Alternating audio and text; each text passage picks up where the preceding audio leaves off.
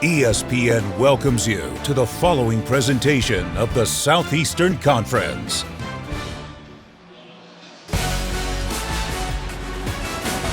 Welcome to ESPN College Football presented by Marathon. Today at Jordan-Hare, an SEC matchup. The Auburn Tigers still alive in the SEC West as they take on Mississippi State in front of a packed house.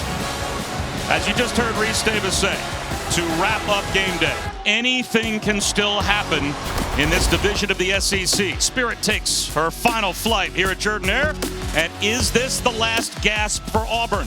Well, that Texas A&M Ole Miss game. If Ole Miss can pull off a mild upset, Auburn would be back in a position where if they run the table, who knows what we might have. Bob Wischusen here with Jordan Rogers. Chris Button is with us as well to do that, to make the unexpected happen. This offense with Bo Nix at quarterback for Auburn needs more consistency, correct? Absolutely. It's a steep road. The defense is actually playing well enough to help them run the table. But for Bo Nix in this offense, first, they got to run the football better to help Bo out, but he's got to be consistent. He's got to make the routine plays look routine. Completed less than 50% of his passes last week. That's an issue. That doesn't get the offense any cohesiveness, any consistency. So it starts with him. Those short throws, we know he can make the explosive ones. The easy ones make them look easy. He was replaced earlier this season, briefly, by the LSU transfer TJ Finley, but only managed 3 points on offense last week in a very disappointing loss at Texas A&M. Mississippi State won the toss. They deferred, so it will be Bo Nix and that Auburn offense out there to start.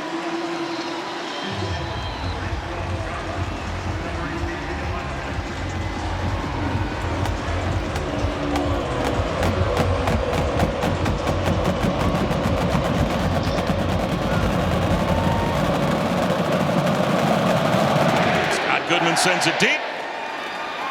Nehemiah Pritchett from just outside the 5-yard line. And pretty good field position across the 30 before he is tripped up. A bit of a scramble for the football, as it looks like the officials quick to signal that Mississippi State still has possession, or check that Auburn still has possession. So it will be Bo Nix coming off of a 153-yard performance last week where they were only able to manage 3 total points in the game. Yeah, and really struggled against the blitz every time A&M brought pressure. The answers weren't there for Auburn. Again, like I mentioned in the open, it starts with the run game. I expect Mike Bobo in this offense to lean on that early and then play action pass to try to get Bo Nix going early. Not only is Bo Nix trying to get to the record of total yards, but he's also number 2 in completions, number 4 in passing yards, number 6 in touchdowns in Auburn history. So every game he moves a little bit deeper into the record book. Now inexplicably the clock is running and the officials have stopped before Auburn can snap the football just to try and figure out why the press box at least can't stop the clock, and now they're going to come over to the sideline. They're trying to make sure we make our flights later today. Yeah. Appreciate that. Now they've got it stopped at 13:48, but obviously they're going to have to put a bunch of time back on the clock, and this is a technical issue on the scoreboard up in the press box. Let's go down to Chris. Brian Harsin had a conversation with Bo Nix this week about watching his body language on the sidelines. He said, I need you to show some positivity. It's okay to be disappointed, but I'm the only one that's allowed to look disappointed. Nix told me this week it's something that he's been working on during practice, trying to have better leadership, trying to be more vocal. We'll see how that plays out today. They've got the clock ironed out. Tank Bigsby behind Nix in the pistol. Play action for Bo Nix. First play of the game. He's looking downfield. Wide open over the middle. Shedrick Jackson trying to split the safeties. Well, that will improve your early body language when you hit a big play at 48 yards. One snap, and Auburn's in the red zone. And a great decision. I mentioned making the routine look routine. They want to take a shot here. There's deep coverage over the top. The shot play, the post has double coverage. Great. Come down to your dig route right underneath for a big gain and a nice completion to get things going for Bo Nix. They'll flex out his tight ends and move back into the shotgun on 1st and 10 at the 19. 5-man rush, well protected over the middle. He's got John Samuel Schenker. The tight end picks up 9. I mentioned they need to lean on the run game early, but hey, don't listen to me, Coach Bobo. Get your quarterback comfortable early. I love the play selection, play action, first play, and then a nice easy throw to get into the red zone and get Bo Nix in rhythm.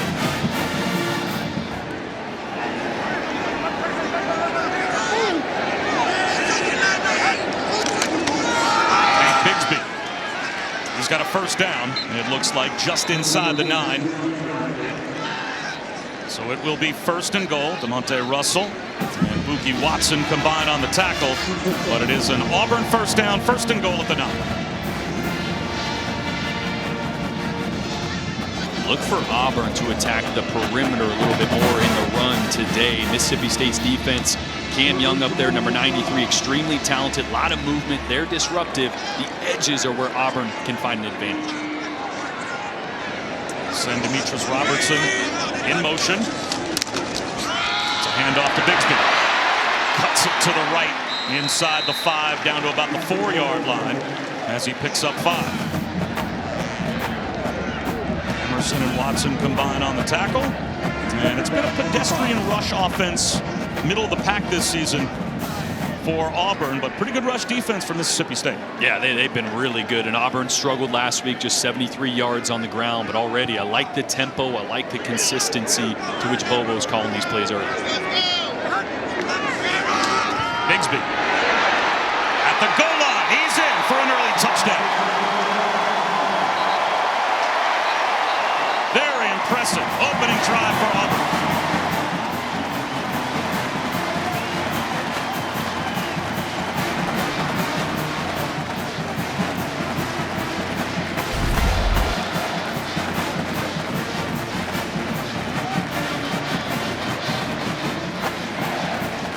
Great effort by Bigsby there, putting his head down. He's such a physical runner. I guess that's why they call him Tank.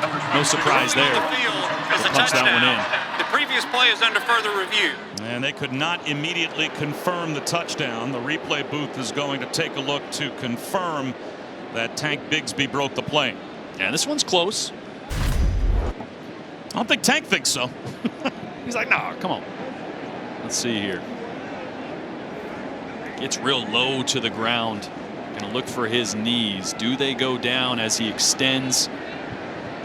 They do, but all that ball's got to do is touch the very front of that goal line. Just grab some white paint there, and it sure looks like that ball crosses the plane before a knee goes down. And again, it was ruled a touchdown on the field. So that means you need indisputable evidence that he is short of the goal line. And this looks like it's going to be a pretty quick confirmation. After further review, the ruling on the field stands. Touchdown. 8th rushing touchdown of the season for Tank Bigsby.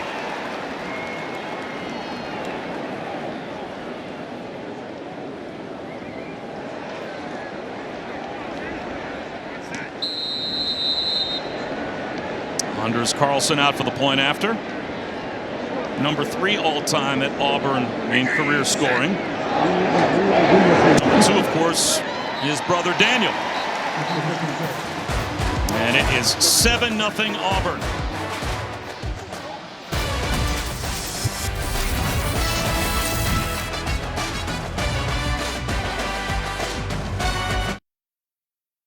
Veterans Week coverage on ESPN, brought to you by USAA. Easy.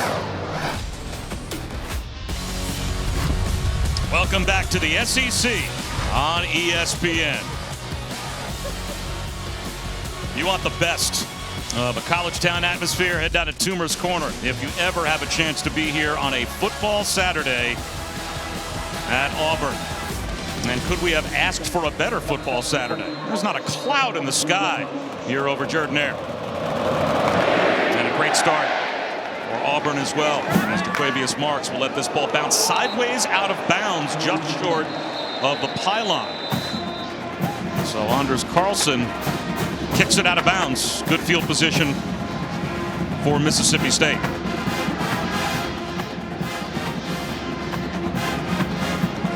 Look, this air raid offense is unique, which means the defense every week is unique. Free kick out of bounds. Kicking team number 26. Mississippi State is elected to take the ball at the 35-yard line. First down. Now, how does it change schematically what Auburn does or what any team has to do when they take on Will Rogers and this air raid scheme? Well, you got to drop 8. Derek Mason is a 4-down base defense type coordinator, but not this week. It'll be 3 down, a lot more speed on the field to get 8 guys in coverage, because Mississippi State's going to drop back and throw the football almost every single down if possible. And that's how those numbers occur for Will Rogers. Over 300 yards passing in 7 consecutive games. And he's going to take a shot on first down here. Knocked away. Nehemiah Pritchett in front of Ra Thomas. Perfectly done. Let's go down to Chris. Well, Auburn is going to be without their linebacker, Owen Pappoe, today. He's missed a few games dealing with an ankle injury. He was able to come back against Ole Miss a few weeks ago, but Coach told me this morning that he hasn't been able to practice all week, and it's just something that's been week by week on how he feels, but he is out today.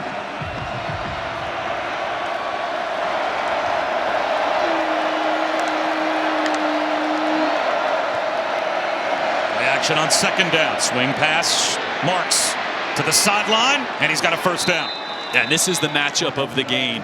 Talking to Coach Harsin this week, they need to tackle and tackle well in space, because Mississippi State will dump it down to their running backs frequently. Woody Marks is the 3rd most receptions in the entire SEC. Their backup running back 5th most. So Chandler Wooten, number 31, will be in place of Owen Pappoe. He's going to have a big responsibility to tackle these defenders in space.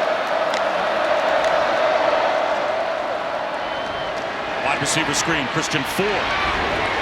He's hit along the sideline as he crosses the 50, knocked out of bounds by Smoke Monday.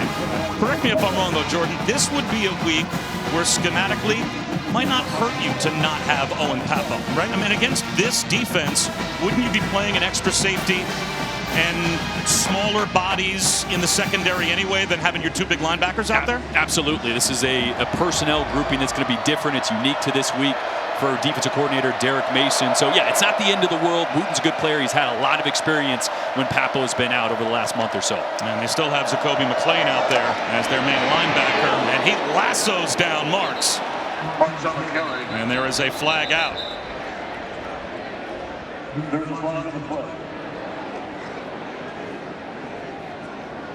Christian Ford down and injured as he was in the area where McClain brought down Jaquavius Marks.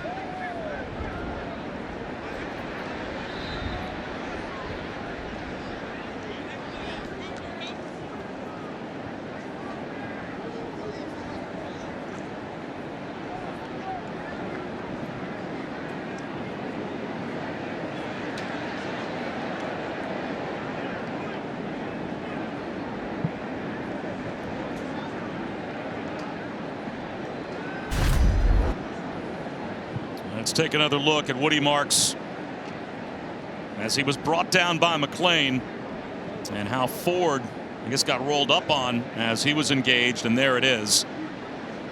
As it was Jacoby McClain rolling up on the back of the leg of Christian Ford as he brought down Woody Marks. Yeah, you hate to see that, and that's such an important piece of this Mississippi State offense.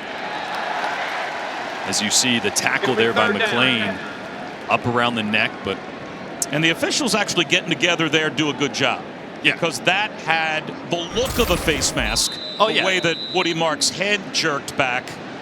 But they realized picking up the flag, the right thing to do. We'll step aside for just a moment.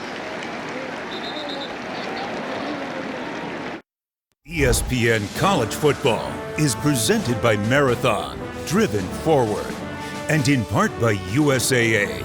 This Veterans Day, we invite you to honor all who served with a simple act to show your thanks. See how at usaa.com/Veterans Day.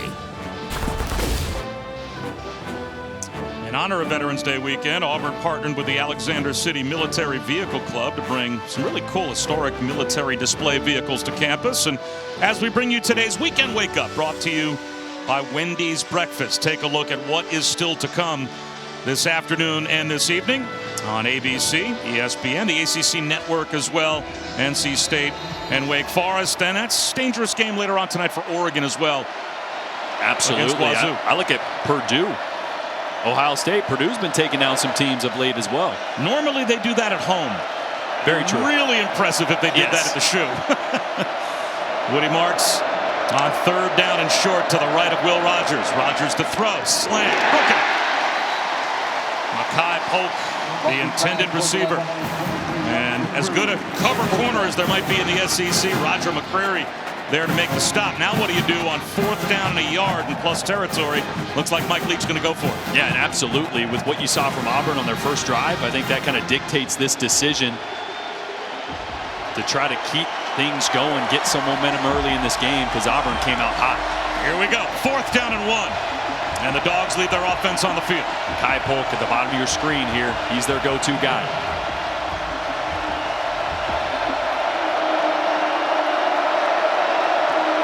Play clock down to 2, down to 1. They get the snap off, and there's a little button hook for a first down to Jaden Walley. Boy, that's part of what's so tough about the air raid, the timing. When the timing is perfect, it doesn't matter what the defense is. I mean, that throw was on Walley as soon as he turned to Rogers. Nothing the defense could do. Great throw.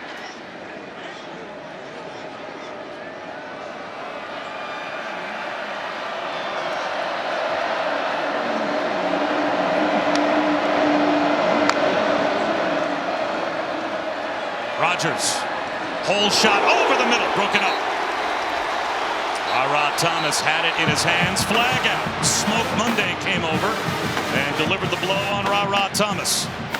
And a flag thrown in the secondary. Smoke Monday playing center field most of today. Derek Mason mentioned he wants Personal him. Foul, targeting, 21 defense. Previous play is under further review. So they call Monday for targeting.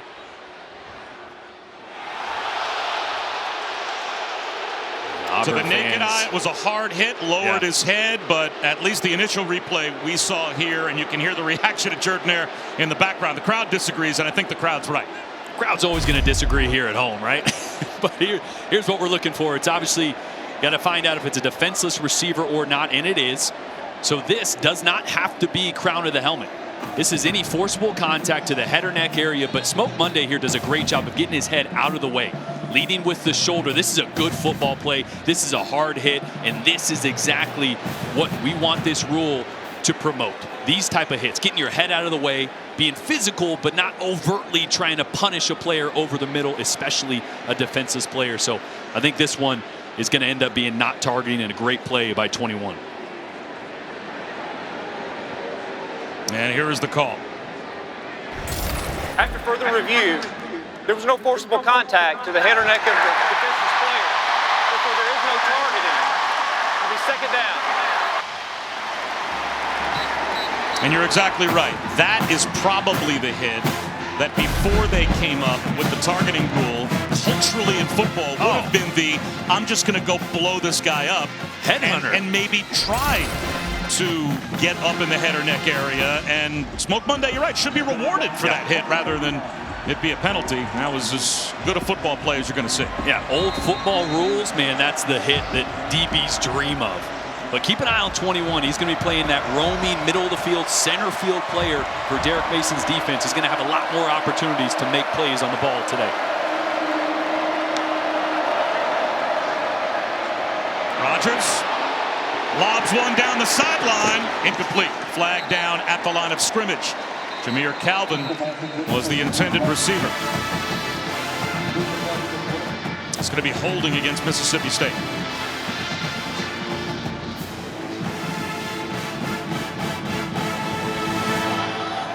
Holding. Offense number 78. The penalty is declined. Third down.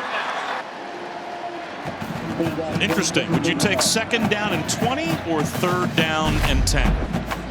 Most of the time, coaches take those yards. Yeah, against this team, though, because they're not super explosive, if you have 10 yards, you can still sit back at the sticks and try to rally to those short throws. So normally, yes, you would take second down and forever, but against this team, because they're not chunk plays, this might be the right call. And it's interesting you say that. Folks hear air raid, they think chunk plays. That's not this offense, right? It's ball control. Ball control, short throws, make the defense tackle in space. Expect another short throw here. Try to find some green grass. Christian Ford back out there as one of the receivers, as that back shoulder throw intended for Makai Polk, incomplete, but now a flag thrown late with a player losing his helmet. LaQuiston Sharp, the center, had his helmet knocked off.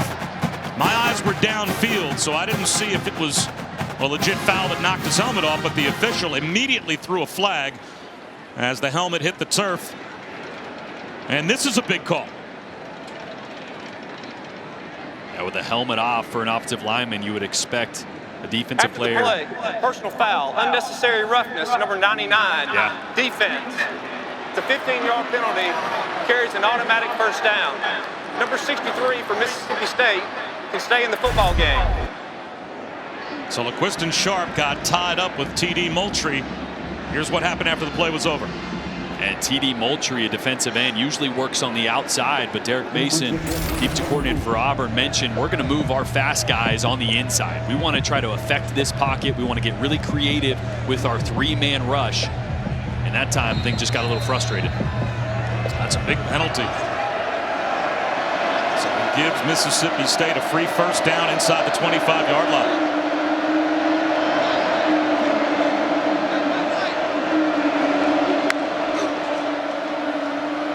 Rogers all day to throw, extending the play further, checks one down to Austin Williams, who's down to the 15, close to another Bulldogs first down. Interesting here, last week Will Rogers was able to step up in the pocket. The outside rush was so wide that he had so much opportunity to step up and see the field. Auburn saw that on tape. They want to pinch their rushers a little bit more, condense that pocket, force Will Rogers out on the outside, but he does a great job there of finding an open receiver and extending the play.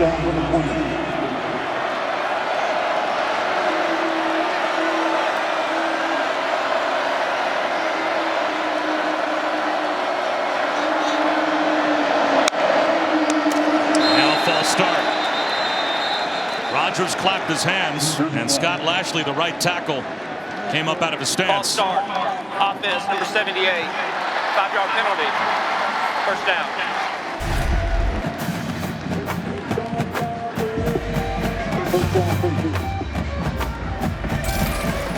A lot of times that silent cadence on the second clap or second noise, whatever it is. Not too loud here yet at Jordan-Hare. It'll ramp up at some point. Lashley just got a little antsy on that one. Woody Marks and J.J. Jernigan both in the game as they flank Will Rogers, first and 15.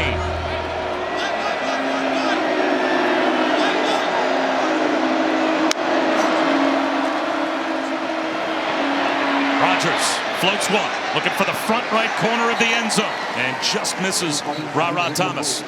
It'll be second and 15 at the 20. And great coverage on that one by Zacoby McClain, the Will linebacker for Auburn.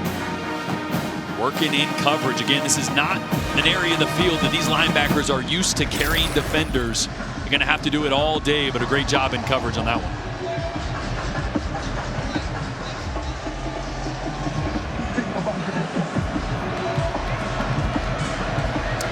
Play of the drive that was kept alive by the penalty on T.D. Moultrie.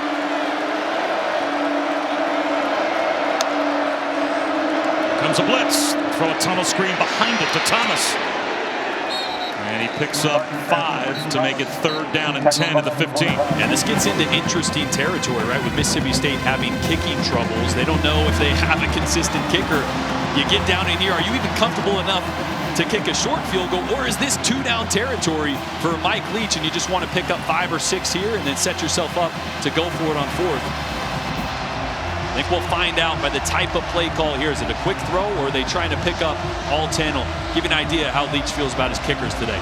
Mississippi State missed 3 field goals last week and a field goal loss.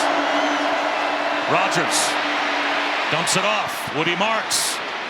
He is down to about the 12-yard line. Here is what Mike Leach said last week after the game about the kicking troubles.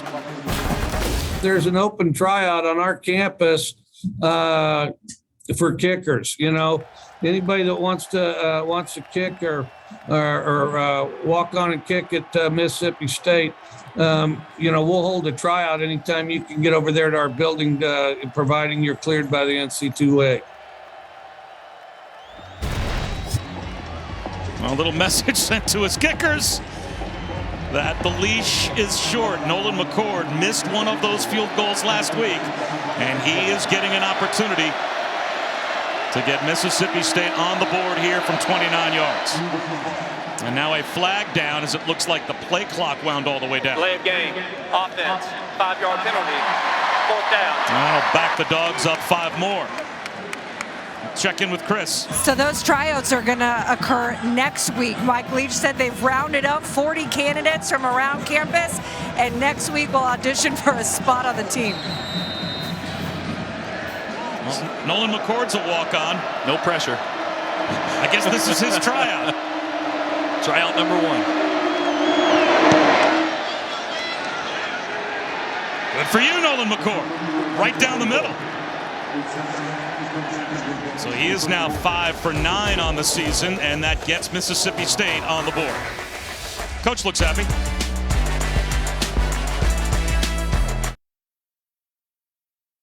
Matt Barry in our college football studio. Rocket Mortgage studio update. Alabama has Arkansas next week. Closed as 52-point favorites against New Mexico State. Jamison Williams, 49-yard touchdown. Hey, big game Bob, upgrade this week or not?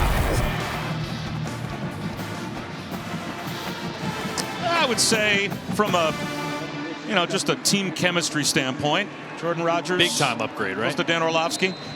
You have to understand, there is a lot of venom unexplained between Matt Barry and Dan Orlovsky. A lot of hair competition over there in Bristol. Yeah, and my hair envy of all of them is real. And you as well. Auburn scored, was an easy touchdown on their opening drive. Now they're going to line up the trick play here on the kickoff return. The throw back to Nehemiah Pritchett. Flag down. We'll have to check the penalty marker thrown back inside the 30-yard line as the trick play seemed to create an alleyway for Pritchett as Jarquez Hunter threw a strike. But this may be an illegal block against the Tigers. Let's see.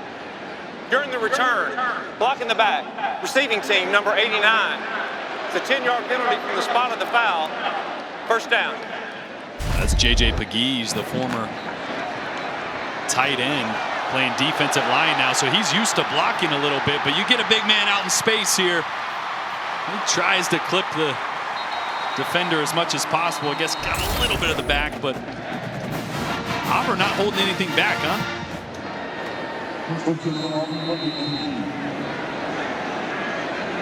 If not for the block in the back, it was well executed as the return got across the 50-yard line.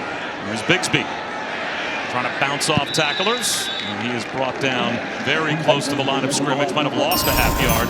Martin Emerson came up and helped on the stop for Mississippi State, along with Aaron Brulette.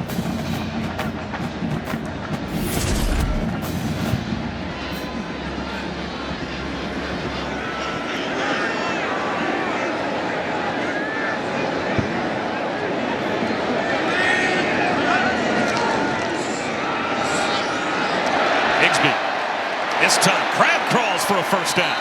Boy, the leg drive after initial contact gets him 12. And already having a ton of success between the tackles for this rushing attack by Auburn. They're going to get a lot of 12 personnel, a lot of 1 running back, 2 tight ends. You're going to see those tight ends move a lot pre-snap. They're trying to gain a numbers advantage to one side or the other because Mississippi State is so stout up front. You see them jumping from side to side frequently. That's by design, and they'll check the play a lot of times. Load up the right side of the formation with the tight ends and run that way. Bigsby turns the corner. And he's close to another 1st down. Steps out after a gain of 8. That double tight end look. They run that out as much as anybody in the conference, which means on the other side, Mississippi State's got to get bigger at linebacker. You're going to see a lot of Sherman Timms in there to match that full personnel. It's me again. And it looks like he moves the pile for a first down. It is interesting how these two offenses schematically change the personnel that both of the defenses are going to want on the field out of what both defenses probably normally do. Yeah, Zach Arnett and this defense for Mississippi State would love to be a little faster at linebacker. They're a 3-3 stack type of team, but against double tight ends, you need a big physical linebacker. Sherman Timms, 265 pounds. Almost the size of a D lineman. You'll see him at the line of scrimmage and a linebacker to try to combat those heavy sets. Bo Nix to throw, and he swings one to one of his tight ends, Tyler Fromm, Jake's brother. He picks up a couple. Fred Peters was there to bump him out. You mentioned Timms. He's a former walk-on. He actually had an opportunity to some other schools with scholarship offers to go and play, but he wanted to come to Mississippi State and prove he could play at this level. Big cowbell guy. Who isn't? Jarquez Hunter, the true freshman in the backfield. Keeper for Nix, swing pass out to the edge. Javarius Johnson. Oh, does he have another gear? They're not going to catch him. Javarius Johnson to the house. 57 yards.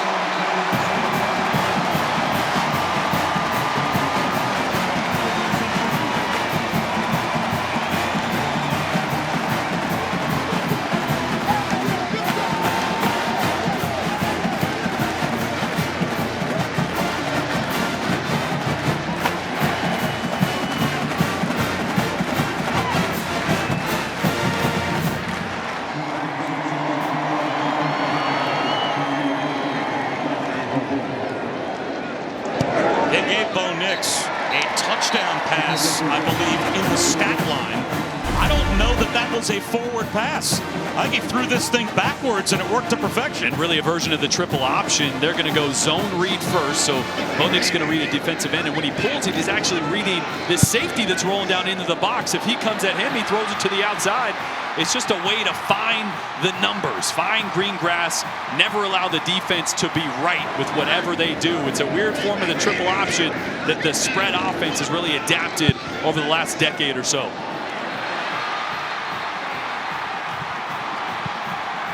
And yeah, I think that's going to be a rushing play, huh? Yeah, I think that's a 57-yard touchdown run. Boy, as a quarterback, I hate that. Oh, I hate it. Oh, give me those stats. Come on. Don't take that from me. You know what? I think there were times back in the day that, like, Magic Johnson would get an assist from the Lakers guys keeping the stats at the table when he was on the bench. Oh, yeah. You know what I mean? So I think just put that one down. Keeping the hometown book, you might give that one to Bo Nix. We'll see. We'll keep our eyes on the numbers. I'm maybe biased because I played quarterback, but I'd be okay if they just gave him that one. Right now, they are calling it a forward pass as things stand now. Good. Don't go review it. Don't look at it. We'll move on. Here's Woody Marks. The run back only gets to the 15-yard line. Again, Tula Griffin not here with Mississippi State banged up. As Taco Bell welcomes you to the Live Más Student Section of the Year contest. Use hashtag Student Section Sauce and get the committee's attention. Go to ESPN.com/Taco Bell to see how your school can compete. See if Mississippi State comes out and tries to, I say, establish the run. That's not really Leach's forte, but the last couple of games, they have really run the football successfully, and they don't have a rushing attempt yet today. Similar to that backwards pass there, they did toss it one time, but it was slightly forward. This is a part of their game that can get teams out of that drop eight and help them be more successful through the air.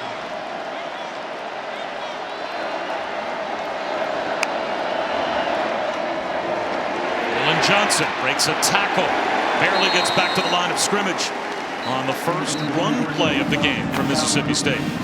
And look, it doesn't always have to be successful. You're not going to break a big, long run if you're Mississippi State. In fact, they're the only team in the entire country that doesn't have just one rush of 20-plus yards. So it's not their forte, but it does give the threat to the defense that maybe we can't just sit back in zone coverage soft every single play. And that's when they hope to open up those explosive plays behind the coverage. Rodgers over the middle, it's tipped, and Smoke Monday had a chance at a pick. Jaden Wally, the intended receiver. Boy, what did I say earlier? on the targeting call that obviously wasn't Smoke Monday. He's going to be playing center field all day and just watching the eyes of the quarterback. He's supposed to be dropping to his right side, the quarterback's left. He reads the eyes and nearly comes up with a huge interception here. 3rd down and 10.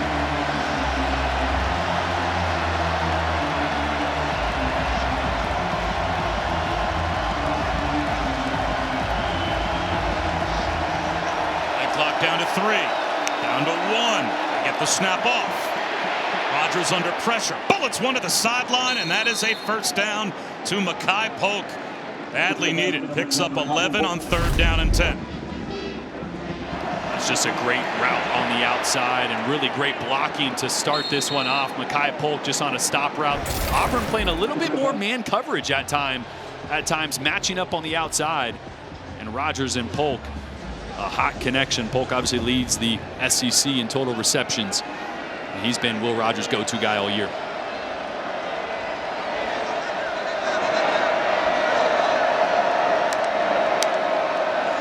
It's off the edge. Shovel pass. Woody Marks, nowhere to go. Lost a yard.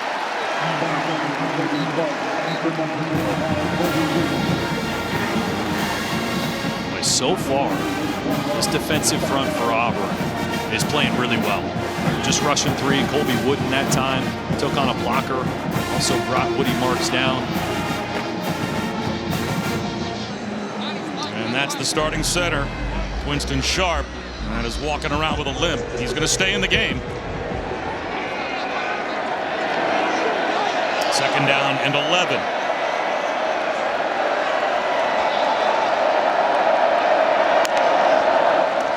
Another blitz. Slant. Incomplete.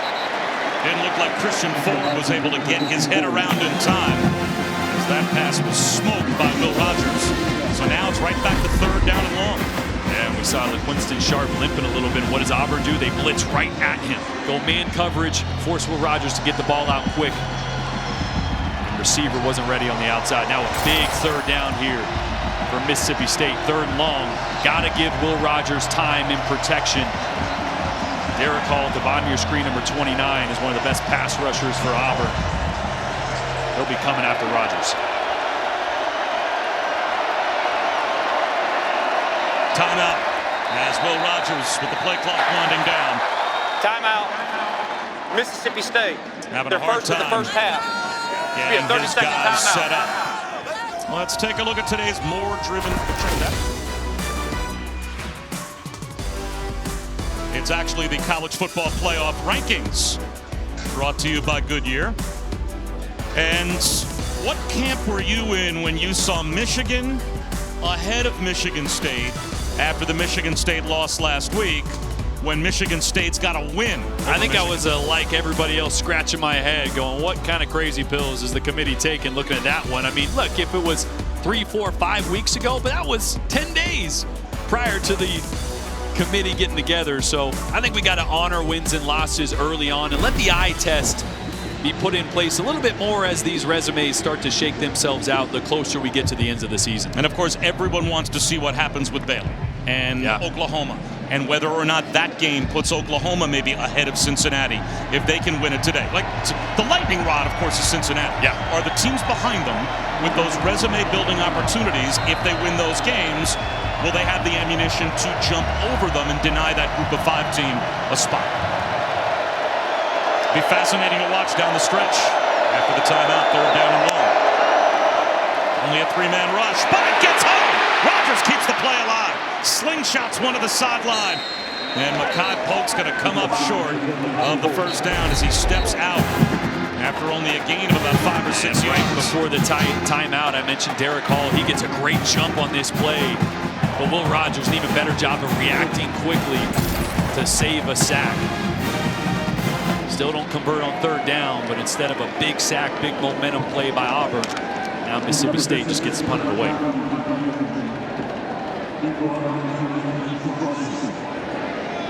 Demetrius Robertson back deep to receive the kick of Archer Trafford. Trafford barely gets it away. Actually, they're going to say the ball was tipped. So it will be cradled by Robertson in traffic. as Auburn's rush tipped Trafford and knocked him down, but they're going to say the ball was deflected. And a fast start by Bo Nix, a huge completion to start this game out, and a great decision. And then really it's been the ground game for Auburn and Tank Bigsby between the tackles, where it has been really tough to run on this Mississippi State defensive front. Auburn has been rolling, then a huge play and a great read again by Bo Nix. Explosive plays already today, something we haven't seen a ton of out of Auburn, especially over the last 6 quarters. And don't tell Bo, but that 50-yard, 57-yard touchdown pass is going to become a run. He's dropping back to throw here. He finds a hole in the zone and throws another strike to Shedrick Jackson for an Auburn first down. And Bo's like, okay, I'll show you. We'll just keep slinging it. I'll get my yards back. Apparently it's not updated in the monitor yet, but they're going to take away that 57-yard touchdown pass, saying he throw it back. This one was for him. Yeah, and I love this. Moving the pocket, changing the launch point. Talking to offensive coordinator Mike Bobo, he has that written on his play sheet. Get Bo Nix outside the pocket, get him comfortable. And that play in rhythm. Chris Hunter into the secondary, and the freshman's got a first down.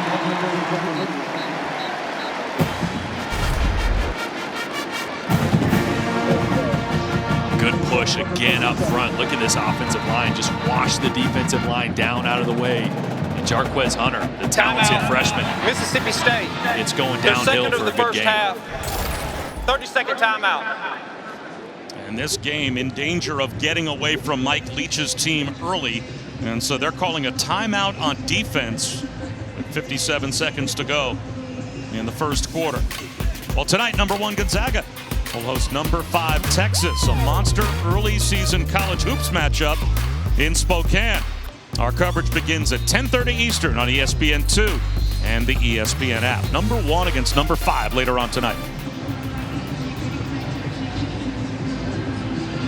And today was the final flight for Spirit.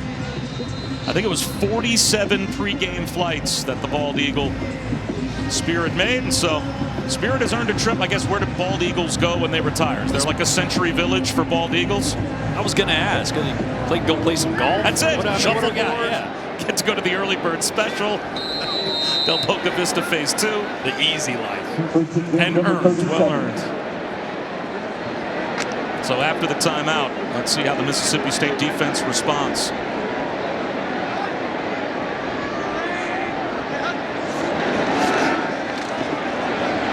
Perfect protection again for Bo Nix. And again, it's Shedrick Jackson. He's got 7. Look, there's been struggles for Bo Nix all year, and really for his career, but when he is on time, when he is in rhythm and has a clean pocket, there's not many more talented at throwing the football, period. He's got a ton of arm talent, so when he's on time, in rhythm, he's extremely accurate. It's when those blitzes occur, it's when he gets a little pressure around him that some of those mistakes occur. This play blown dead as it gets started. Flags thrown from both sides of the field. Illegal snap. Number 52 offense. 5-yard penalty. Second down. Illegal snap. I don't know if I've ever heard that called before. Like center flinched a little bit before he let that one go. Bo was patting his chest there going, my bad, my bad. So something up with the cadence there.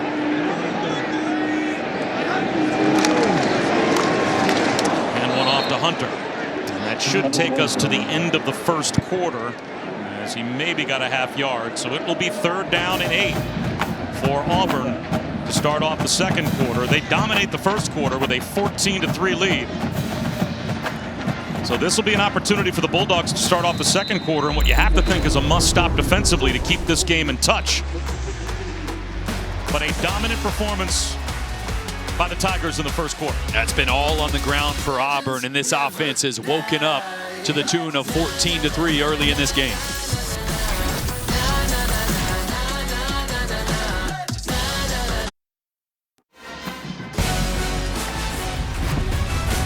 Welcome back to the SEC on ESPN. Bob Wischusen alongside Jordan Rogers. Chris Budden with us as well. As we're set for the start of the second quarter. Always one of the best scenes in college football here on the Plains at Auburn. They've got a 14-3 lead, but Mississippi State has forced 3rd down and 8 to start off the second quarter. Bulldogs showing blitz. Looks like Bo Nix sees it coming. They'll drop out and rush only 3. He double clutches and still is able to squeeze one into Demetrius Robertson for the first down as we check in with Matt Barrett. All right, Bob, from one quarterback to another, LL Bean studio update. 9-play, 78-yard drive for the Sooners. Caleb Williams keeps it himself. OU off the bye week, up 7-0 on Baylor in the second quarter.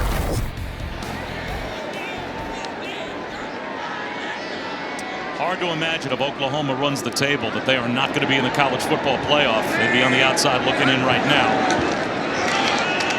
A keeper for Nix. Cuts back inside the 15 down to about the 13-yard line. I love these design runs for Bo Nix. He's such a good athlete, and when we talk about him being consistent through the air, sometimes for a quarterback, getting a few chunk plays with your legs, getting an athlete involved, that calms you down, that settles you down, but he's been sharp through the air tonight. That previous play, Mississippi State showing blitz didn't come. He still delivered an accurate throw. They line up an empty here. 2nd down and 5 in the red zone. Design rollout. Shot to the sideline. Toe tapping is Kobe Hudson. And it looks like he's got a first down. It should be 1st and goal. And another great decision. This is hot for Bo Nix. He knows he has nobody to block this guy coming through the middle line of scrimmage. This is not a designed rollout. But he knows my quick throw is to the right. I got to buy some time, get away from this defender. He does it great. They snap it quick on 3rd down as Hunter goes up the middle and gets stood up. We'll see where they give him forward progress to, as they said that Kobe Hudson stepped out just short of the line to gain. Jalen Green came up and helped make the stop, and it looks like it is going to be 4th down, as Hunter did not get there. So a big play here. The way they've been running the football, I got to feel like they should be confident in getting push up front. And here come the extra big bodies as Sean Shivers is in the game, and a couple of extra tight ends. So that territory, we've got to keep an eye on Bo Nix as well, using his legs. Jet sweep. Shivers cuts back, easily picks up the first down. It is 1st and goal with a flag down, though, on the far side of the field.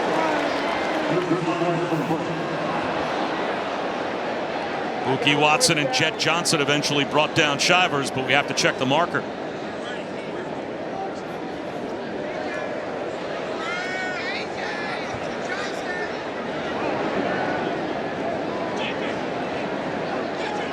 Offside. Defense lined up in the neutral zone at the snap. Penalties decline. Result of the play is a first down. I love this. Get heavy with your personnel and then get Sean Shivers on the edge with speed. Get the defense to condense in and then attack the perimeter. So 1st and goal, Auburn at the 4.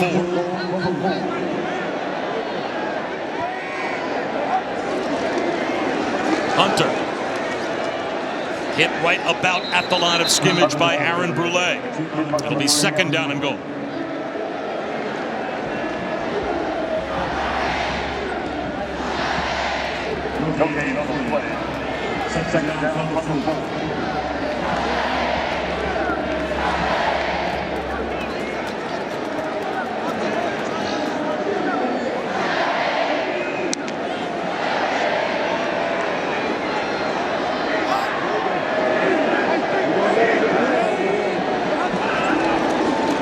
Bootleg out to the right. Bo Nix looking back in the end zone. Touchdown. Luke Deal. First touchdown catch of the season for Luke Deal. And the 3rd touchdown of the game already for Auburn. A great job getting Bo Nix outside the pocket. Everything gets wide, right? His eyes go wide. The outside route pulls all the defenders, and Luke Deal just sneaks backside. And Bo Nix does a great job finding him, throwing across his body accurately for the touchdown.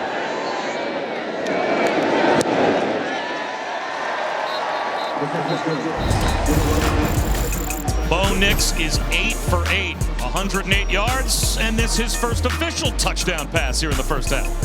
And coming out hot out the gate. Didn't expect it from Bo Nix, but this offense is rolling.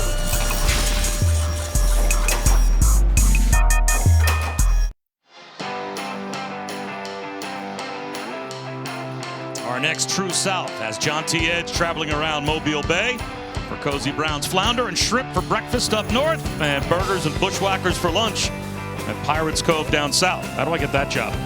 It premieres tomorrow at 7:30 Eastern over on the SEC Network and the ESPN app. Maybe the best you ever saw? Well, you know, he's in the I didn't get a chance to ever watch him live, but the highlights for sure. You're that young. Yeah, that really is painful to hear. This one is heading towards that front left pylon, but it stays in bounds. Woody Marks will bring it back, breaks a tackle, and he's out to about the 25-yard line. Herschel might be the best I've ever seen. Bo Jackson, though, he's right there. It's almost 50-50 as we go down to Chris. Mike Leach just gathered his offense together. Everyone huddled up, and he said, if we execute, they can't stop us. So I need you to stop focusing on the score, stop focusing on the miscues, and focus on doing your job. It wasn't a panic. It was very calm. Yeah, part of that is not taking those chances, right? When you're Will Rogers, already got in trouble pushing the ball downfield a couple times into tight coverage. Take those easy throws until Auburn proves they can stop them and tackle in space. Screen, and weaving his way out to the 30-yard line for a gain of about 4 is Mekhi Polk. Well, if you're looking for evidence that a comeback can happen, Mike Leach has equaled or set the biggest comeback at each of his 3 coaching stops. Got the biggest comeback ever at Texas Tech, the biggest comeback ever at Washington State, and earlier this season they came back against Louisiana Tech for the biggest comeback ever for Mississippi State. As Rogers has all day to throw, now the pocket starts to come apart, and he's going to go down. That's a coverage sack back to the 25-yard line. Just nowhere to go with the football for Will Rogers. He will lose 5. At some point as a quarterback, your internal clock has got to start to accelerate a little bit more. He did a great job last week of buying time by stepping up in the pocket. But if you stay in the middle of that pocket, you can't ask your offensive linemen, as good as they've been at times, to block for that long. Eventually, the rush is going to get to you. Aguliota gets his 5th sack of the season, but he had all the time in the world to get there, and now it's 3rd down and a long 11.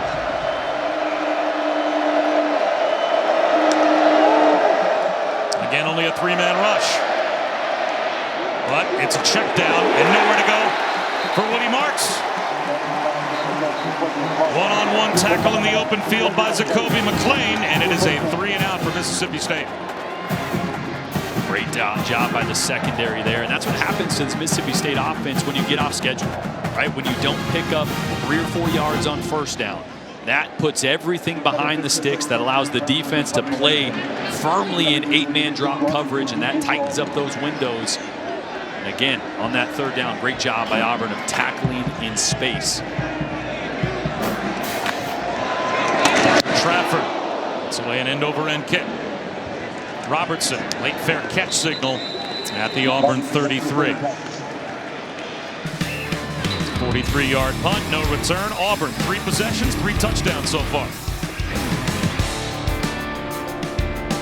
Marathon is brought to you by Mazda and Allstate. Save money like a champion with Allstate. You're watching ESPN College Football presented by Marathon. Veterans Week coverage is brought to you by USAA and some of the parents and grandparents of players in our game who have served, and of course we honor their service as we, with 9:47 to go in the first half, have had a dominant performance by Auburn. Really no answers on either side of the ball so far, Jordan, for Mississippi State. And Auburn last week just 226 yards of total offense. They've almost achieved that already. We got a lot of time left in the second quarter here. Zach Arnett, the defensive coordinator, I feel like has to start pressing the issue, dialing up some pressure to try to disrupt this Auburn offense. Bo Nix, all day to throw once again, and finds an open receiver in Robertson. You've got receivers running 3 and no pass rush at all to speak of. That's a bad combination for a Bulldog defense. And in talking to Zach Arnett, it felt like the plan was going to be blitzes, simulated pressures. But look at this. Look at the time that Bo Nix has to step up in the pocket and find Demetrius Robinson there. You got it. You can't let him sit there. He's going to hurt you if he does that. He's 9 for 9 for 131 yards as Bo Nix. Bigsby. Cutback run for 5 to the 40-yard line. Aaron Brule, another tackle. 2nd down and 5. And I mentioned for Mississippi State staying on schedule. Look what a 5-yard gain on 1st down does. Even a 3 or 4-yard gain just changes the way the offensive coordinator can call. Can go action pass here, can continue to run the ball. Makes it real tough on the defense. A lane for Bigsby. 2nd effort. And that might get him a 1st down. Let's see if they mark him down shy of the line to gain. But he is very close. Somehow, again, he maintained his balance after first contact. And I think they're going to get him past the sticks with the spot. Yeah, really, really close there. The ball comes out here at the end of this run as Tank Bigsby's fighting for extra yardage. The first guy never gets him down. Watch the ball hit the ground right here. Comes out of his hands for a second. Luckily, gets it right back. Emmanuel Forbes was there to hit him first, but it feels like what Mississippi State needs, right? Yeah. They need a lucky giveaway by this Auburn offense. But again, it's not going to sit back if they just, and here comes the pressure. As the blitz get home. Heaving one is Bo Nix. Just a jump ball down to the 5-yard line, and it falls incomplete. And that's what you got to do, right? You got to force Bo Nix, force this quarterback to make a bad decision. And it's not a bad decision right there. It's 0 coverage. Your 0 beater is right down the middle of the field. Nix does a good job of buying some time, putting air under the ball to try to give his receiver time to get there. But he's a good quarterback when you give him time. He's had a ton of it up until then. That's his first incompletion.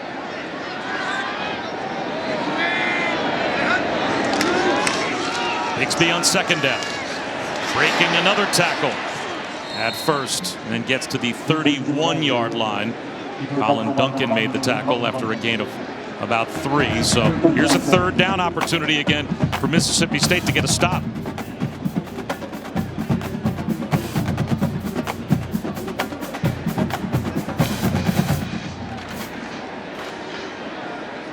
Garnett getting his pass rushers on the field. Let's see if he opts to dial up pressure. It's looking like a cover 0 look, no safety help over the top. So will they bring this pressure at the bottom of your screen? Comes a blitz. And that is hauled in with one hand by Kobe Hudson for a 1st down. Terrific catch by Hudson. I tell you what, this is what Bo Nix didn't do last week. When there was pressure, he didn't look for the easy throw. He looked for the home run, the tight coverage. This is what you have to do against pressure. Find the high percentage throw, the guy that's running away from the defense, short little out route. Great throw, accurate, and even better decision by Bo Nix. 2 tight ends back on the field for Auburn. Wide receiver screen from Johnson. Out of bounds short of the 15-yard line. So the Tigers are now 2 for 3 on 3rd down in this game. Remember, the only time they missed on 3rd down, they went for it on 4th down and got it. So Mississippi State has not been able to get a stop on defense yet.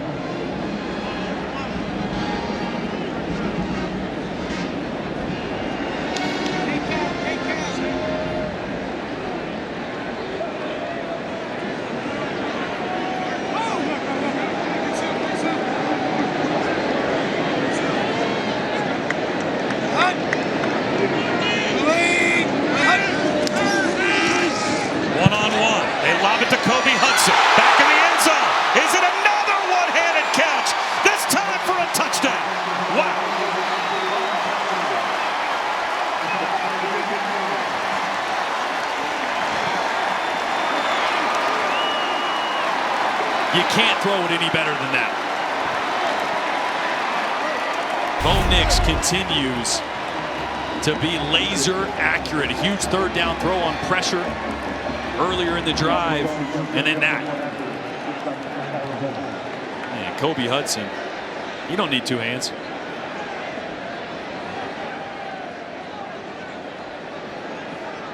He made a one-handed grab on third down to keep the drive alive, and now a one-handed grab for the touchdown.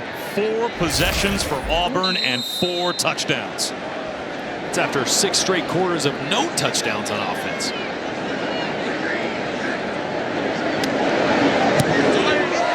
Anders Carlson tacks on another point after, and it is 28-3. Statement by Auburn. Oh, it was a great play designed by Mike Bobo. Ensure you got man coverage, and Bo Nix over the top to Kobe Hudson, who uses one hand to bring it home, and it's been all Auburn.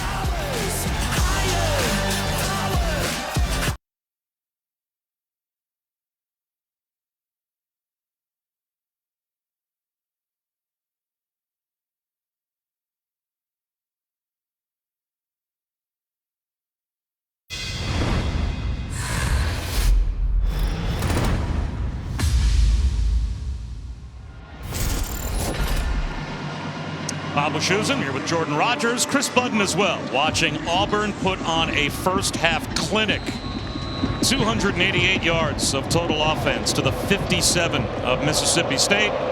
4 possessions for the Tigers and 4 trips to the end zone. Let's check in with Matt Barrett.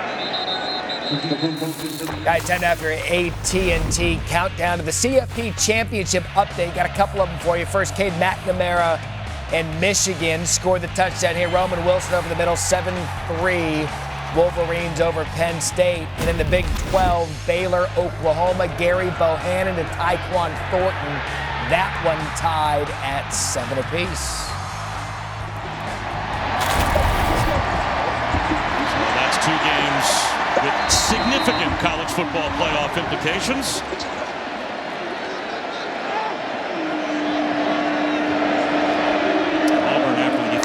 Performance last week, 20-3 loss to Texas A&M. They have dominated the first half here, but here's a first down. Pitch and catch to Christian Ford for 17 yards from Will Rogers. Yeah, that's what Mississippi State's got to realize. There's no 25-point play out there. It's not going to happen overnight, and this offense isn't built to push the ball downfield against drop 8 coverage. You got to keep taking those underneath throws, try to put together long drives and chip away at this thing. Get the Auburn defensive line to jump. But Marcus Harris made contact.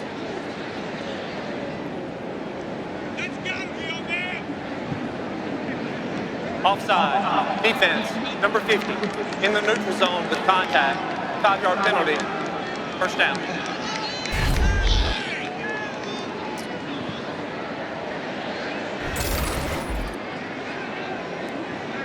We always talk about that last 4 minutes or so of the first half, first 4 minutes of the second half. There is a chance here for Mississippi State to utilize that. They won the toss and deferred to the third quarter. Makes this a big drive if they have any hope of getting back in the game.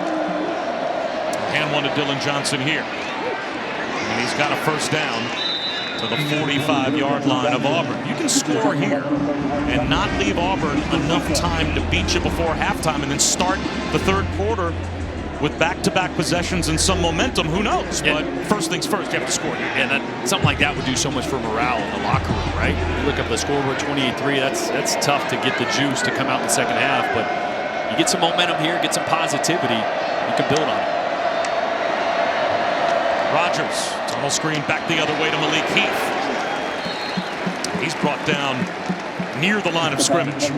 Maybe got a half yard, so it will be second down and long. Darius Tennyson came up to make the stop. They called Tennyson Crash. Imagine being a defensive player and having your nickname be Crash. I bet you like hitting people. As he shows us there, he does.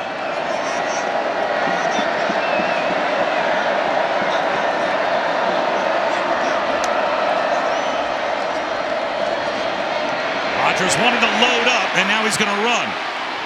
Gets to the sideline, and he's out of bounds at the 41-yard line, picked up about 4. So here's a big third down coming from Mississippi State as he's pushed out by Derek Hall. They'll try and keep the drive alive. Yeah, and this is definitely two-down territory here, right? With the kicking troubles that they've had. Also, look at the scoreboard. It's 28-3. So don't have to pick it all up here. If you're Will Rogers, it's not there downfield. Get the ball to your back in space. See if you can pick up 1, 2, 3 at worst and set yourself up for a 4th down to go for it.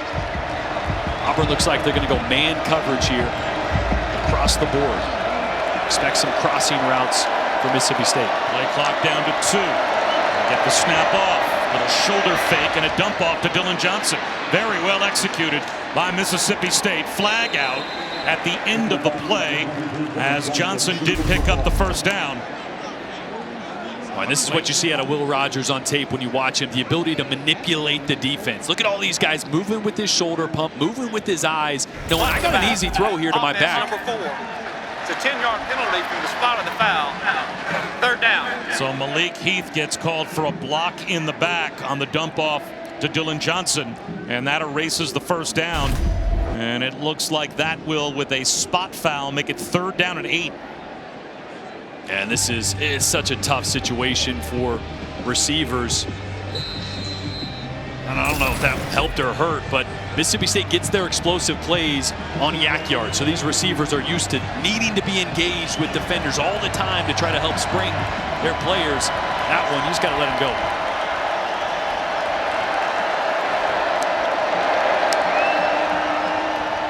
Four-man rush. Rogers steps up in the pocket. He's going to take off and run again. And it'll be 4th down.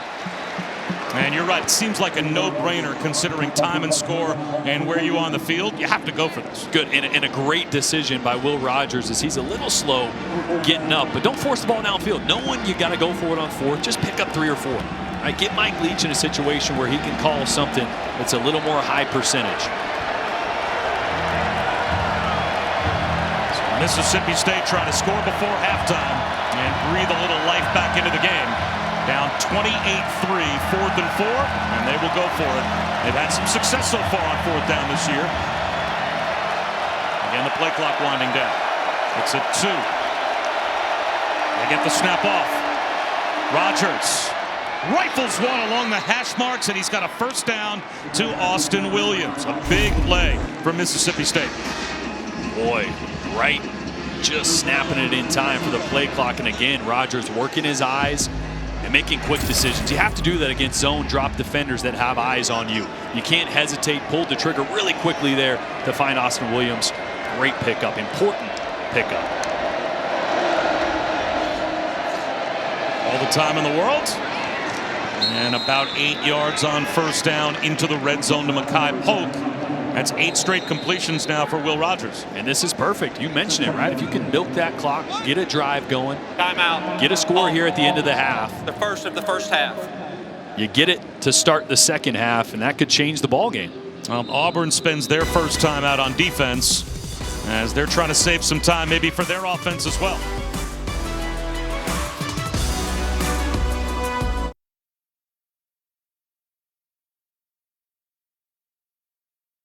Goal Mississippi State. And this is what Mississippi State does. They lull you to sleep with these short throws over and over again, and then when they get you to bite, they hit you right behind the coverage. Another good job by Will Rogers using his eyes, using the pump fake to manipulate the defense.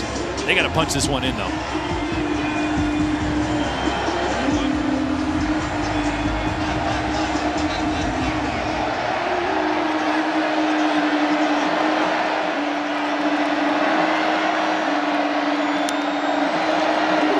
To throw. And at the end zone, touchdown, Makai Polk.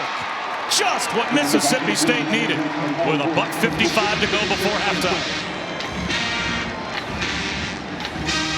10 straight completions now for Will Rogers and the touchdown strike to Polk. And it's really the motion that helps set this one up. You're going to see Polk on the outside. The motion takes that safety out of the way. So now he's working one-on-one on the outside with no defender there deep on the inside. Creates that one-on-one matchup. And that was the drive. That was the statement that Mississippi State needed to go into halftime. Lynn McCord, it's the extra point.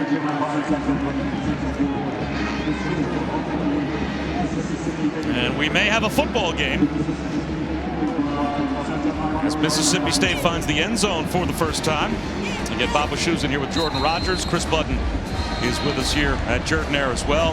Now, you can't get probably too greedy and say, oh, we wanted to score, wanted to leave no time. There's a minute 55 on the clock for Auburn, and they still have a couple of timeouts. Now you have to have your defense go out there and make this stand up, as Auburn's had the ball 4 times, scored 4 touchdowns. Especially the way Bo Nix is playing. I mean, this is night and day from what we saw last week out of Bo Nix to this week, especially under pressure. He's been laser accurate.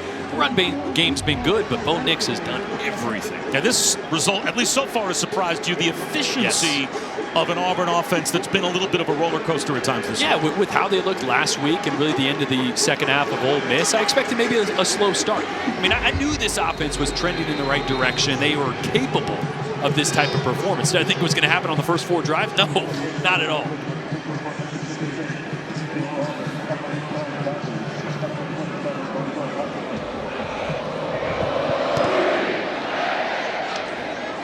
This will go through the end zone for a touchback. Also for Mississippi State, when they've only rushed 3, they have not gotten to Bo Nix, but when they've blitzed as well, they haven't gotten there. Pick your poison, right? You can't give him a clean pocket. When you do blitz him, he's been perfect, and this is something that we really haven't seen, this consistency out of Bo Nix under pressure, laser accurate, but more importantly, making the smart decisions, not pushing the ball downfield in tight coverage unless the look was perfect. Take the easy throws, and then down there in the red zone, when you have it, throw it to your playmaker. And you can see just night and day from what we saw last week out of Bo Nix. Swing pass to Bigsby, dropped it. That ball is immediately ruled an incomplete pass by the officials, as Mississippi State reacted as if it may have been a backward pass. Another one of these lateral passes, a great look at it right down the line. That is very about close. As straight down the line as you can get. Probably like baseball, right? Tie goes to the runner. You know, if it's right down the line, tie goes to it being a pass.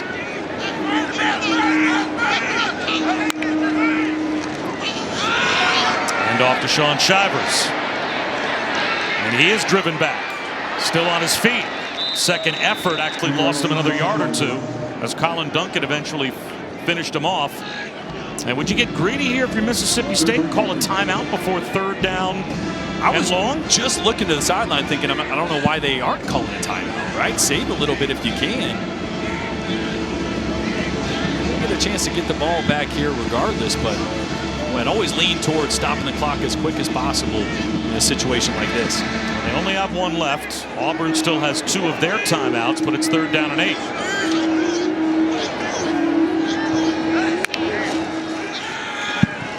Nix over the middle, in stride, he's got Kobe Hudson.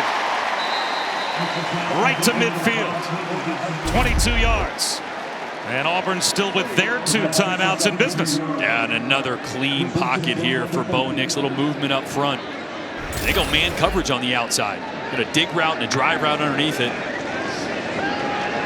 He's looking downfield again. Instead takes the check down to Shivers, makes the first man miss, and picks up 8. Now you'd think he would call a timeout, and Auburn will. They'll spend timeout number 2 with 43 seconds to go in the half. Their second of the first half. This will be a 30-second timeout. A reminder this season, along with their contributions to universities' general scholarship funds for every field goal and extra point made, Allstate will be donating to the American Red Cross to help with disaster relief efforts. Thank you to Allstate. And they just added another second for Auburn, so 44 seconds to go in the half. And Bo Nix continues to be just about as flawless in the first half as you can be. Yeah, going up against Will Rogers, who has been one of the best quarterbacks in the nation, especially as far as efficiency. But today, Bo Nix has proven that, hey, I can do it too. I know I haven't shown it all the time, but Bo Nix has always been a talented player. And when it comes together, especially here at home, it can be really special. Remember, they took back the Javarius Johnson screen pass touchdown, turned that into a running play. Would have been 57 more yards for Bo Nix. He finds Kobe Hudson here. Easily picks up a first down. We'll stop the clock for the moment for Auburn. Fred Peters made the tackle. We still have 1 left. Just on the edge of field goal range here. Carlson's got a good leg. Like to get a few more.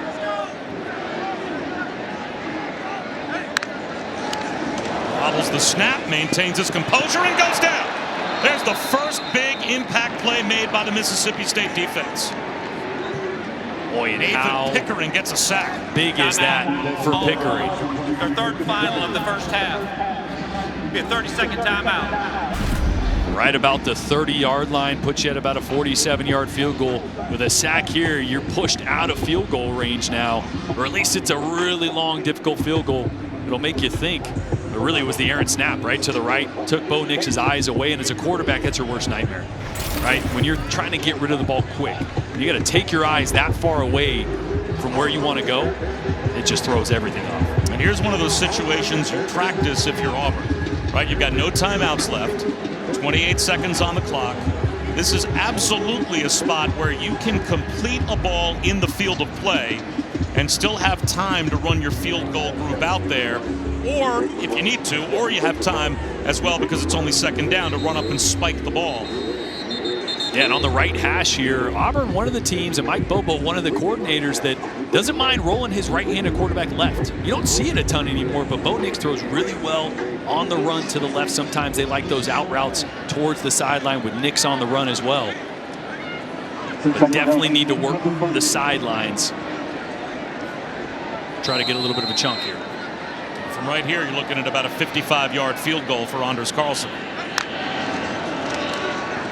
Nix over the middle, incomplete. Demetrius Robertson, the intended receiver. So that changes things a little bit because now if you come up short on third down, now you can't spike it anymore. Yeah, and this was a throw that Bo Nix has made all day. The dig route over the middle this time, a little pressure in his face caused that errant throw. So now you have to have your field goal group ready for a possible fire drill, as now it is third down.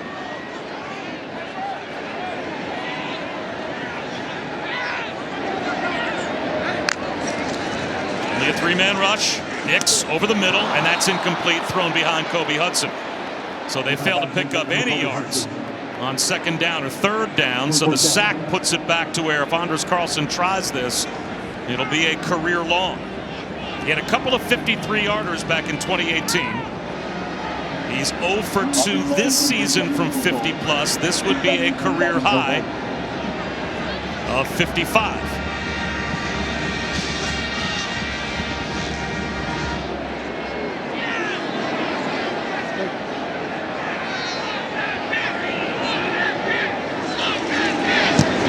Got it away.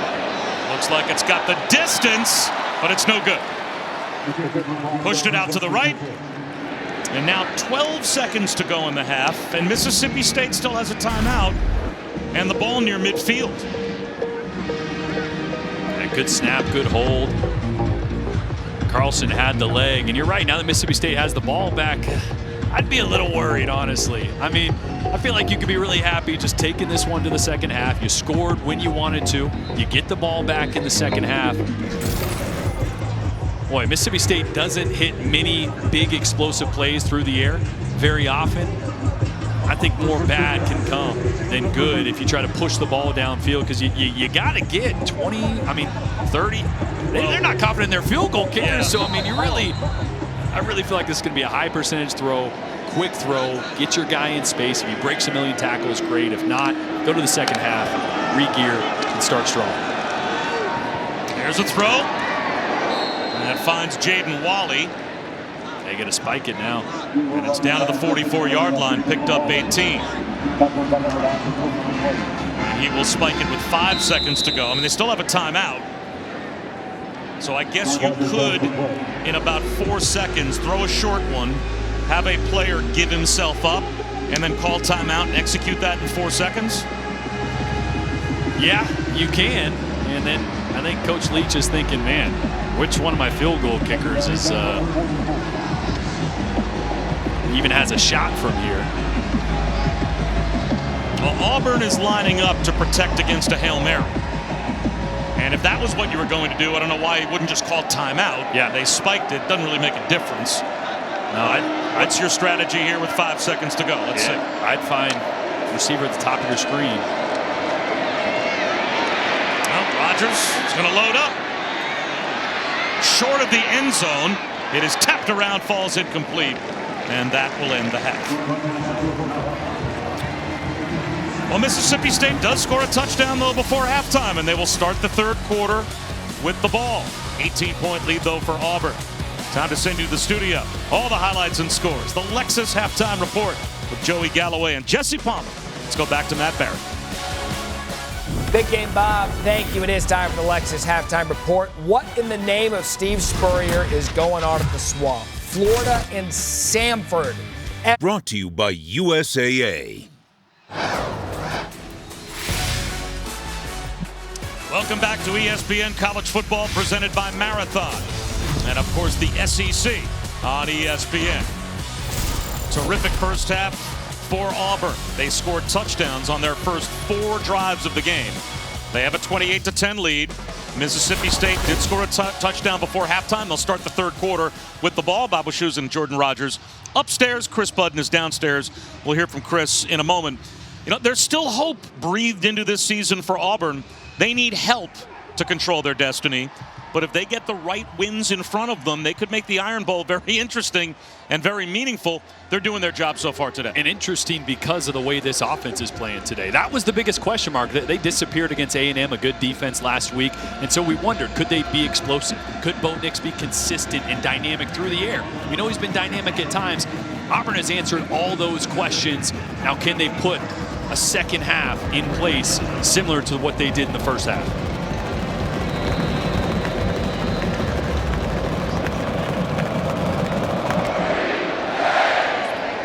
Mississippi State string together back-to-back touchdown drives.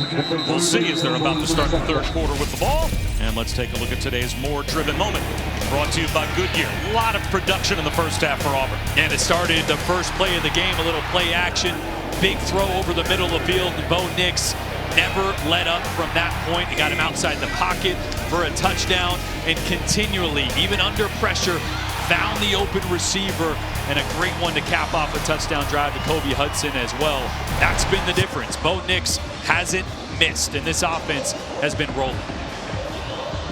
Explosive plays and 4 straight touchdown drives to begin the game. And Mississippi State score a touchdown on their second consecutive drive. Cody Barnes picks up a couple on first down. Chris? You look for Mississippi State's offense to start playing with some tempo. Mike Leach telling me we got to play faster. We're just being too tentative. He said defensively we've allowed far too many explosive plays. Brian Harsin really complimented Bo Nix's play. He's been accurate. He's played confident. Part of that was they wanted those spark plays early in the game. Thinks that's contributed to how well he's played in this first half. 15 of 19 for 205 yards. Not too bad. Back shoulder throw. A little push off.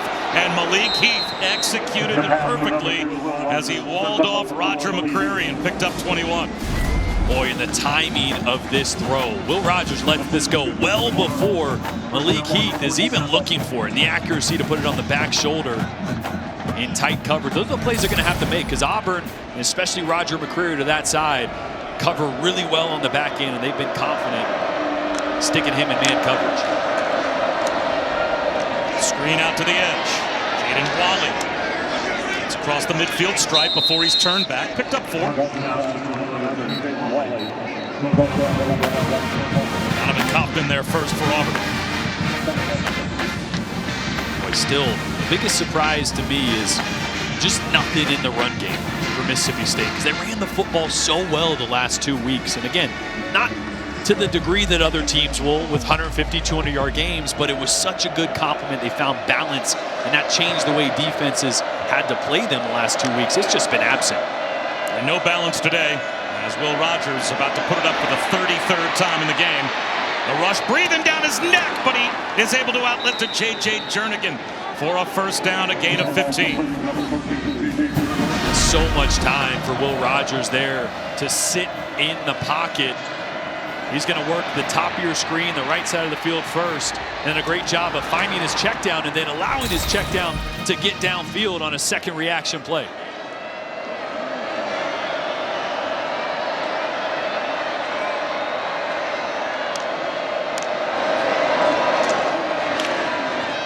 Rogers taking a shot.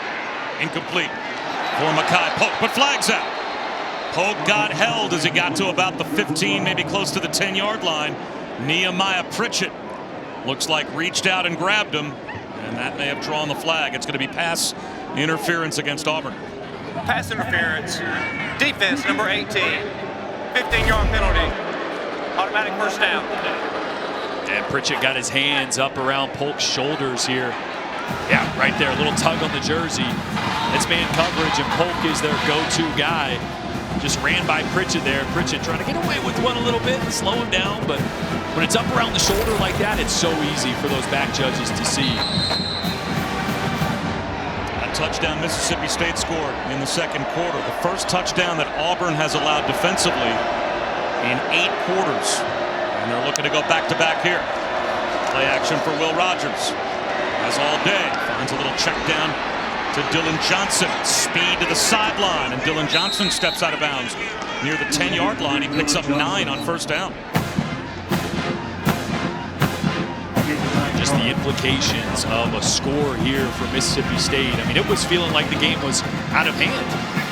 There, halfway through the second quarter, Mississippi State ends up getting a touchdown before the first half ended. If they can get points here, not just points, they need a touchdown. If they can get a touchdown here, that puts a little pressure on Auburn.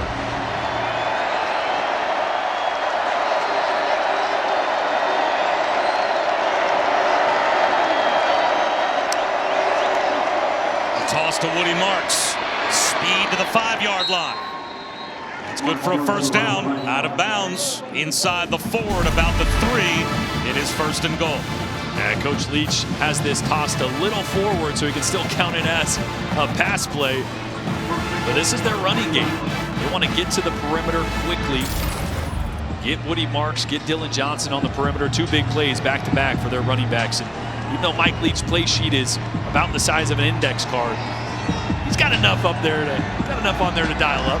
They did call that one a running play, only the 7th running play of the day so far for Mississippi State. There goes Woody Marks in motion. A slant at the goal line, reaching back. Jameer Calvin holds on for the touchdown.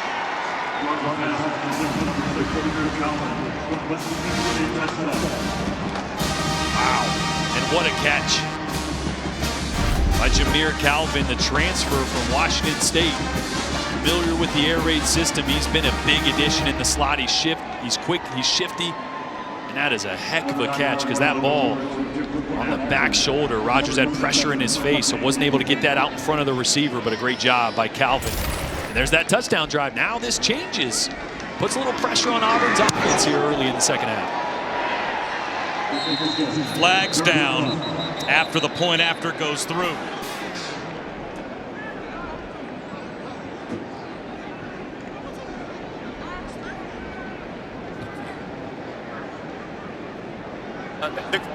Right.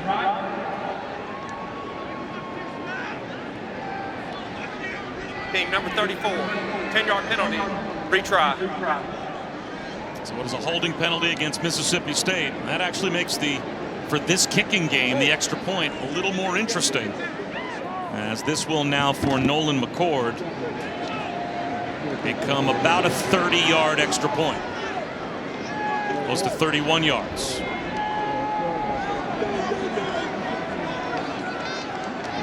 Rogers, by the way, 5 for 5 for 51 yards and the touchdown on that last drive. And this is a big one. Big difference between a 12-point lead and an 11-point lead. And McCord is able to come through. So a touchdown before halftime and a touchdown to start the third quarter for Mike Leach's team.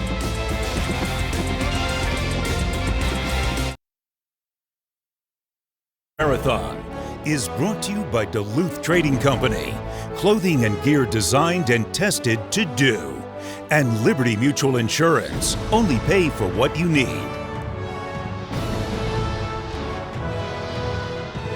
To all those who serve our country, we remember you this Veterans Day weekend, and a chair of honor for prisoners of war or missing in action is always left here at Jordan-Hare unoccupied, to let those that have been lost, that they will never be forgotten. Papa Shoes and Jordan Rogers, Chris Budden might have a football game now, as As a touchdown put on the board to start the third quarter by Mississippi State cuts the Auburn lead down to 11, and we've got more great games to follow, including coming up over on ABC at 3:30 Eastern. C.J. Stroud, number 4 Ohio State, taking on number 19 Purdue. That at the Shoe. And then, of course, a game later on tonight, 7 o'clock Eastern here on ESPN, A&M and Ole Miss. Woo. If Ole Miss pulls off what might be a mild upset, if they're able to beat Texas A&M at home, that then breathes a lot of life back into this Auburn season. End around to Demetrius Robertson, and he's brought down after a gain of a couple, because that would mean that if Auburn were then to run the table, and that would mean a win in the Iron Bowl, they still could get to the SEC title game. So you're telling me there's a chance? There is a chance. Chip in a chair, as they say. What's all this 1 in a million talk? No, especially the way Auburn's playing on offense today. This tells me that this team is continuing to improve under Bobo and Harsin, and that Iron Bowl could get interesting.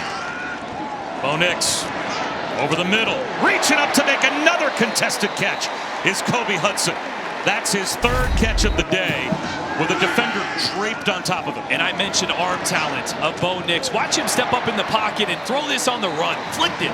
I mean, that ball is on a rope, avoiding a tackle. Here comes the blitz, and out to the sideline. And it looks like out of bounds as Tyler Fromm couldn't get a foot down inbounds as that one took him to the chalk.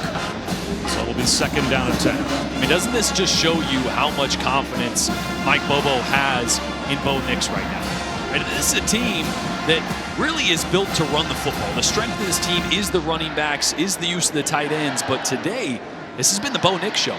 And Mike Bobo is not blinking here on a big drive to start their opportunity here in the second half. Play action, and Nix trying to avoid a sack. This time he'll just heave it to the sideline and throw it away. Jaden Crumity was all over Bo Nix. 3rd down and 10. Little bit of a difference, right? It's just the consistency from the quarterback position. Even that play right there, Bo Nix, we've seen him scramble around and make unbelievable plays, but to just throw it out of bounds there. Don't make a bad play worse. Throw it out of bounds. Now let's come back on 3rd down and see what we can't dial up. What a big chance for Mississippi State on defense. Now in an 11-point game, can they get a stop on 3rd down? They'll rush 4. Nix to the sideline, and they will get that stop on 3rd down. John Samuel Schenker steps out of bounds, at least 5 or 6 yards short of the 1st down. And is there a chance Auburn will leave their offense on the field on their side of the 50 to go for it on 4th and 5? No, they're looking over. This is an automatic punt. There's a little confusion there, huh? It's almost like they weren't 100% sure what the down was. Yeah, especially with that play call, right? A quick throw. I mean, no routes on that last play were past the sticks or even attempting to get past the sticks. And then, they just walked forward like, oh, yeah, it's going to be 3rd down. That was weird. Not sure if they did get mixed up there on the down. So here's Oscar Chapman. His first punt. Austin Williams will let this one bounce. And it takes a hop and dives inside the 2-yard line. So the number 1 punter by average so far in the SEC, Oscar Chapman, does his job. Jacob Quattlebaum downs it at the 2.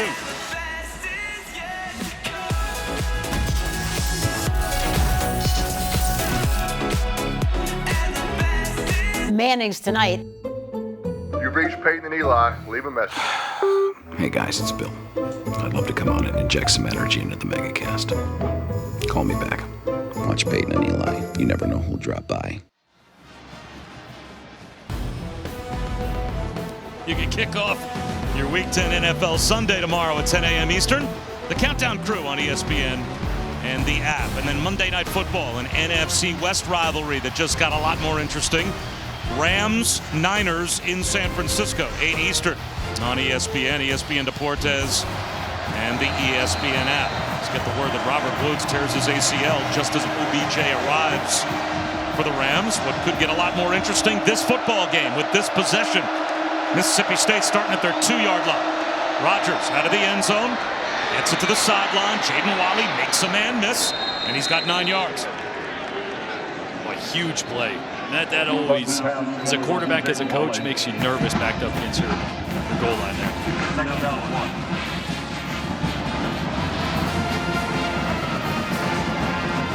Second down and 1. 6 minutes gone by here in the third quarter.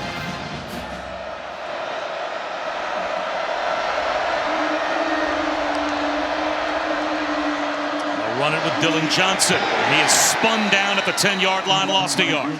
It'll be third down and 2, and Chris with eyes on that Auburn sideline. Yeah, interesting moment just now as Bo Nix, trying to provide some juice to his team, looked at his guys and said, stand up. I don't want you sitting down. Everyone stand up right now. We got to keep this tempo going, as Coach Harsin had challenged him this week to be more of a vocal leader. That sideline standing up, as is the entire student section, breathing down the neck of Mississippi State for third down and 3.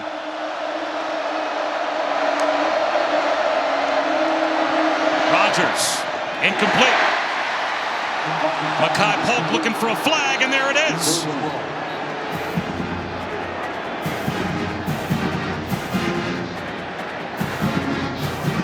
Jalen Simpson trying to stay with Makai Polk. Pass interference, defense number 36. The ball will be placed at the spot of the foul with an automatic first down. Just a slant on the outside. Anytime you're a DB trying to come through the receiver here, it's a good job by Simpson of trying to make a play on the ball. But he just gets tangled up with the feet and over the back of Makai Polk there, and that's an easy call for that back judge.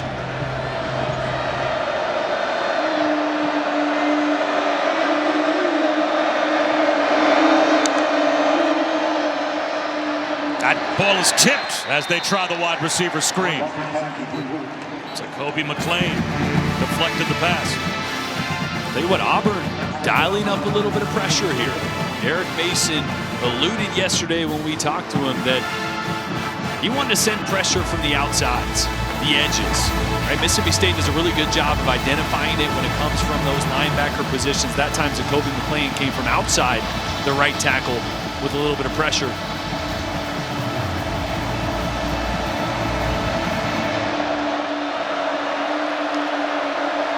Again, they show blitz. Here comes Tennyson off the edge. They pick it up. And a contested catch is made short of the first down line to gain by Jaden Wally.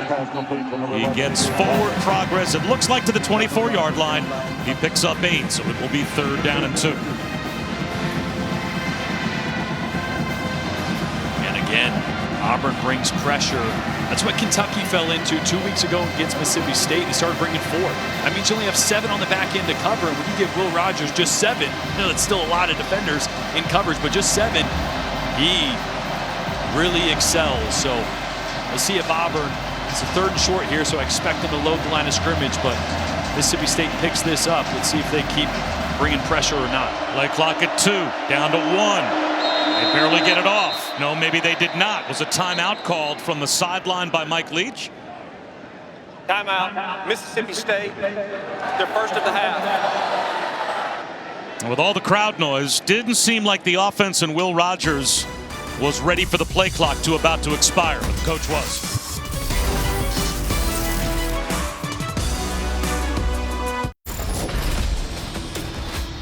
You're watching Veterans Week coverage on ESPN, brought to you by USAA. It's not a big call sheet for Mike Leach over on the sideline, Jordan, but he wants to dial up what now, you think, on 3rd and 2? Well, I don't know if I'd be so confident in my running game. It hasn't been there. I'd think a quick throw to the slot here, maybe to Austin Williams in the middle of these 3 receivers at the bottom of the screen. They've only run the ball 7 times in their 46 plays. There goes Woody Marks emptying the backfield. Rogers over the middle.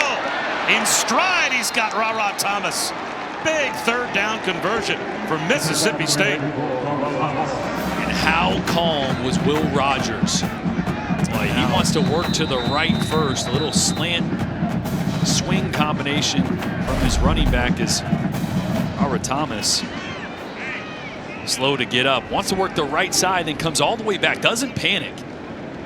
And that is a tough throw. In breaking route with a little bit of touch through traffic. It's a big-time throw and a really difficult throw. Now, Tulu Griffin was banged up last week, did not make the trip this week with Mississippi State. His primary replacement is Ra Thomas, who just made a huge third down catch. And now Ra Thomas is walking off the field and can barely put any weight on his left leg. And he's a guy that's really emerged the last few weeks. 2 touchdowns last week. He's a big target, as you see there, 6'2", 200 pounds. It starts to get thin on the outside for Mississippi State after that. Rogers over the middle, Kai Polk, and on the big Auburn logo for about 6. It was interesting, Will Rogers, he's 7 years old, and he and his dad watched that awesome Texas Tech Michael Crabtree comeback game in prime time against Texas, and his dad was his high school offensive coordinator. And they fell in love with the Mike Leach offense, the air raid, watching that game, and ever since then, they always together tried to watch games whenever they were coached by Mike Leach to learn the system. And there's a little throwback screen to Jameer Calvin. He's going to lose yards, though. So it'll bring up 3rd down again. And then in high school, his dad kind of installed their version of the air raid for Will Rogers to run. And who does Will Rogers ultimately end up playing college football for with Mike Leach? Weird how things work out, huh? Well, I don't see how, if you're a receiver, you don't want to play for Mike Leach. I mean, you get the ball all the time. Another big 3rd down here. Huge third down. And a long 6, close to 7.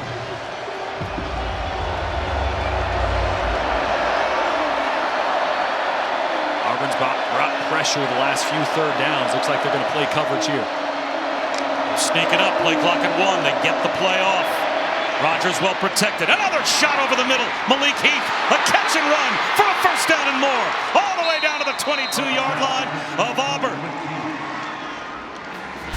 32 yards, back-to-back 3rd down conversions. Yeah, it was really the clean pocket, right? Auburn just rushes 3. Will Rogers able to step up. And Malik Heath right over the ball. And this is what they need. In order for explosive plays to happen in this offense, it's got to come from yards after the catch. And a great job by Heath there. Pump fake. Rogers checks it down. Dylan Johnson wide open. He's inside the 10. Hurdles down to about the 4. 1st and goal, Mississippi State at the 3.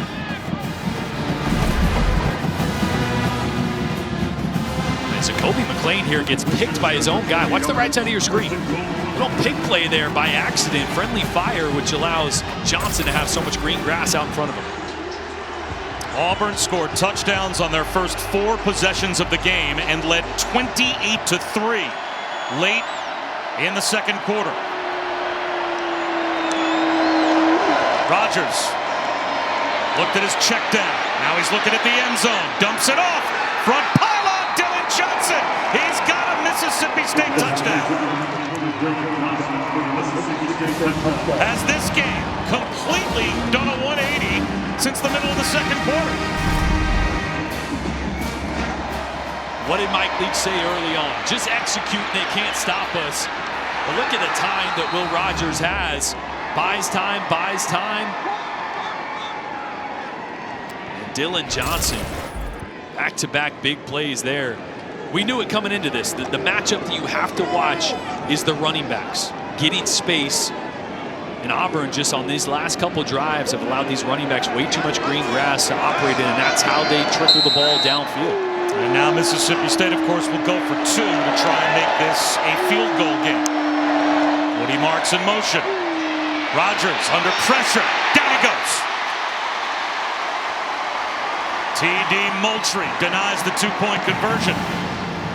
So Auburn holds on to a 5-point lead with 4.5 minutes to go in the 3rd. Scott Lashley here, the right tackle, expecting a speed rush on the outside from T.D. Moultrie, which he's been given all day, and he gives a bull rush and then works inside to the quarterback to keep this a 5-point game. That's still a 98-yard touchdown drive to make this a 1-score game. Amazing. How about our Aflac trivia question? Aflac. End of an era for Spirit. Auburn's 25-year-old bald eagle made her final pregame flight today. What day did she make her first flight? You really got to be a Tiger fan. I have You no got to be idea. all What War day? Eagle all the time to know the answer to that question. Had to be like a big game, right? Historic game. You know what? I'm going to guess Saturday. What? What? That's very good. I think it's all the way back 2002. I think Really? they said was the first year that Spirit. If I heard what they said at halftime, Saturday. been Right? flying here since 2002. I told you. Tremendous. How about this? Running it out. This Hunter gets loose. A good decision from a couple of yards deep all the way out to the 35-yard line. For Auburn, with pretty good field position. How about the answer to our Aflac trivia question? And it's always such an amazing scene pregame here at Jordan-Hare to watch the War Eagle fly. What day did Spirit make her first flight? Was September 28th, 2002 look against at you. Syracuse? Was that a Saturday? I'm sure it was. So we're both right. It'd be great if somehow that was a Friday. I know, right? Toss to Bigsby. Hit behind the line. Tackle for loss to start this possession for Mississippi State's defense. Tyrus Wheat came through. And I tell you what, Tyrus Wheat is a handful, and he's had a slow start to this game, but in speaking with Mike Bobo and Brian Harsin, that's a guy they identified in the game plan. He's a guy that dictates a lot for this defense, moves all over the place. The big play there on the stop on first down. They'll run it again with Bigsby. And it's going to be 3rd down and long for Auburn after we check in with Matt Barry. Guys, some news in Baylor, Oklahoma. Caleb Williams benched for Spencer Rattler, ineffective.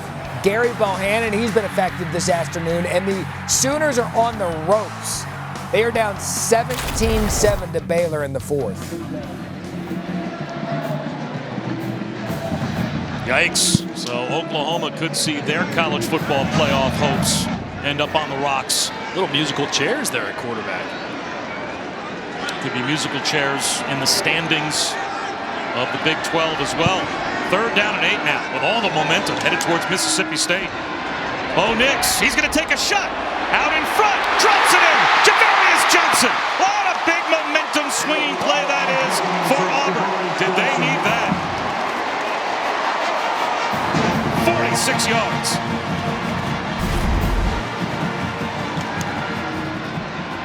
But it's really the safety here. Zero rolling to the middle of the field with his eyes in the backfield. Doesn't stay deep. You're that single high safety. You got to be deeper than the deepest guy. Gets caught up in the backfield. And Bo Nix, a great job of putting air on this ball. Somehow I don't think he did great in the beginning of the season. Would throw these balls a lot flatter. Last 3 games or so has been dialed in on those deep touch throws. Kobe Hudson brought down almost immediately by Aaron Brule. And now just from a game management standpoint, if you're Mississippi State, you need to tighten up in the red zone. Because if you hold to a field goal here, it's still only a 1-possession game. Huge drive here, especially creeping towards the 4th quarter here. You're right, they got to bow up here.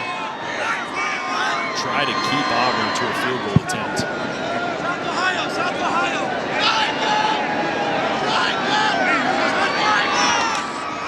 Bigsby. Nothing there. Again, Mookie Watson, one of those linebackers, all over Tank Bigsby at the line of scrimmage. And that will bring up 3rd down and 10 for Auburn inside the 20-yard line. And Bo Nix kind of shaking out his leg there. Looked a little hobbled. Yeah, took a big hit on that deep throw when Mississippi State brought blitz. Great job of stepping up, but you'll pay for it.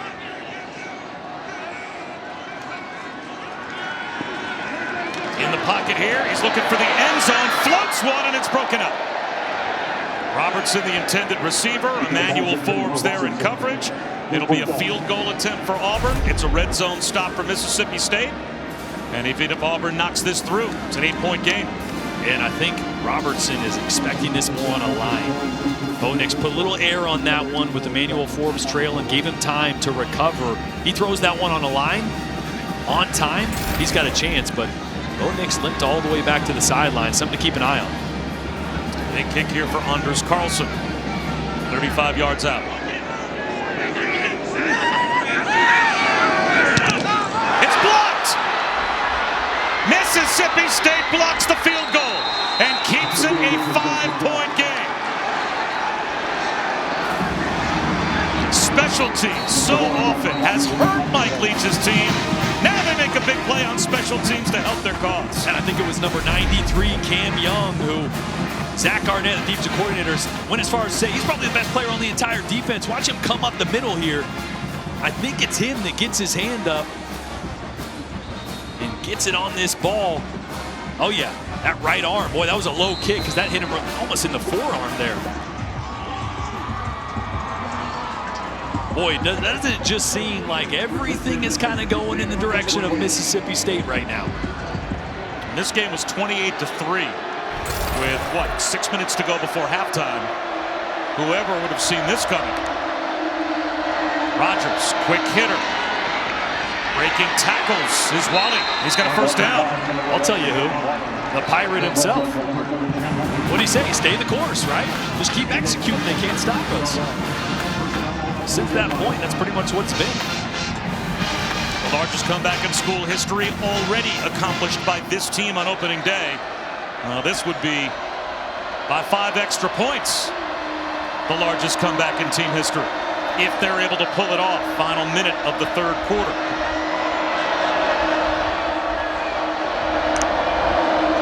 A 3-man rush.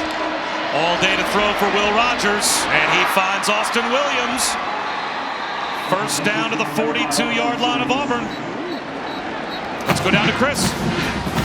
Rara Thomas, who we saw come off with that leg injury a few plays ago, went into the injury tent, had his left ankle taped. He's been trying to put pressure on it, but isn't able to run at any speed on the sidelines. They could use him in the fourth quarter if he can get back out there, but right now this offense is rolling. Will Rogers, jump ball to the sideline, and the 50-50 ball is won by Malik Heath.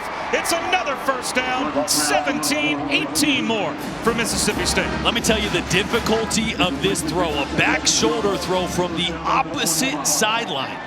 That is so hard to execute, but Will Rogers put it right on the money. And that should take us and Will to the end of the third quarter. Boy, Mississippi State ran up there to the line of scrimmage with 7 seconds on the clock.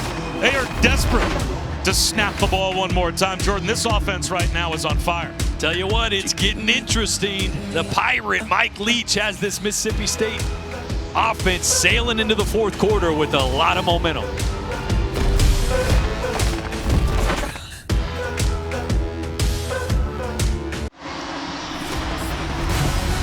Welcome back to the SEC on ESPN. Start of the fourth quarter and a drive for Mississippi State as they have come roaring back from 28-3 down to get within 5. The first 3 plays of this drive, 13 yards, 17 yards, 18 yards, and they are in business. Play action, slant incomplete, intended for Malik Heath, and Chris Button is down there as a flag comes out. Let's check the penalty marker first. And then Chris has eyes on Bo Nix and what could be an interesting quarterback situation for Auburn. Pass interference, defense number 10. The ball was released at the spot of the foul with an automatic first down. So Zion Puckett called for pass interference. Chris, what's going on with Bo Nix? When he came off the field after that last possession, he sat down and talked with the trainers for about 3 or 4 minutes, didn't receive any treatment, went briefly into the medical tent, came out. He was walking under his own power. He has been testing himself, running up and down the sidelines. Not yet known if he's going to go back in. TJ Finley was warming up on the sideline. We'll see. First down by penalty to the 15-yard line for Mississippi State. Rogers, quick toss to Woody Marks. And he's wrestled down about the 11-yard line by Eku Leota. Tell you what, a lot of communication going on for Auburn's defense. And as this crowd gets louder and louder, it's imperative to communicate with the sets that this air raid system will come out in, and also passing off crossing routes, especially down here in the red zone. Don't be surprised if they try to neutralize that and just man up here as you get closer to the goal line.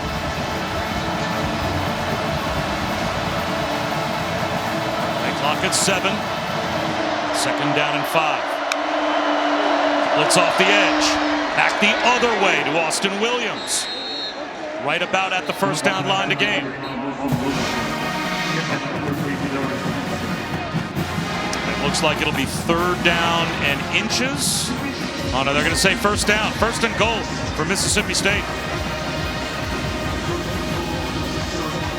And Auburn did go man on that last play. And if there's a person on the field that's hurt Auburn down here in the red zone, it's been the running back. Keep an eye on number 7, Woody Marks. Last drive down, it was Dylan Johnson catching the touchdown. Our running back's been a mismatch down here in the red zone.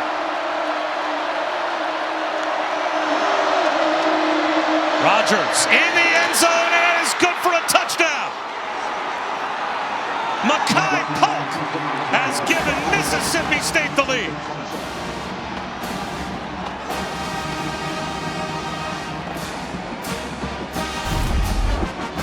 This is the exact same play the last touchdown Makai Polk caught. They motion the outside receiver in. That takes the safety. Then you have a little bender or a little post route by Makai Polk to get inside leverage on the corner. Boy, if it ain't broke, don't fix it, right? It worked last time down on the other end of the field. Dial it back up. Everything's working, except the 2-point try they tried last possession. So now they'll go for 2 to try and stretch the lead up to 3.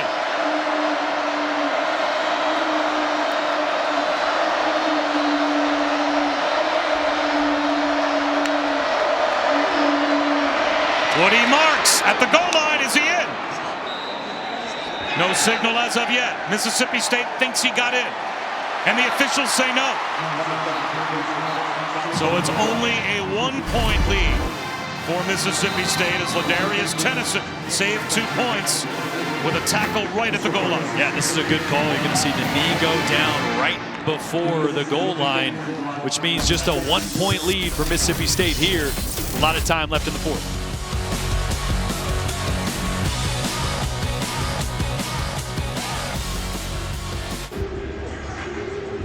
Mike Leach and Will Rogers have put together an amazing comeback here at Auburn.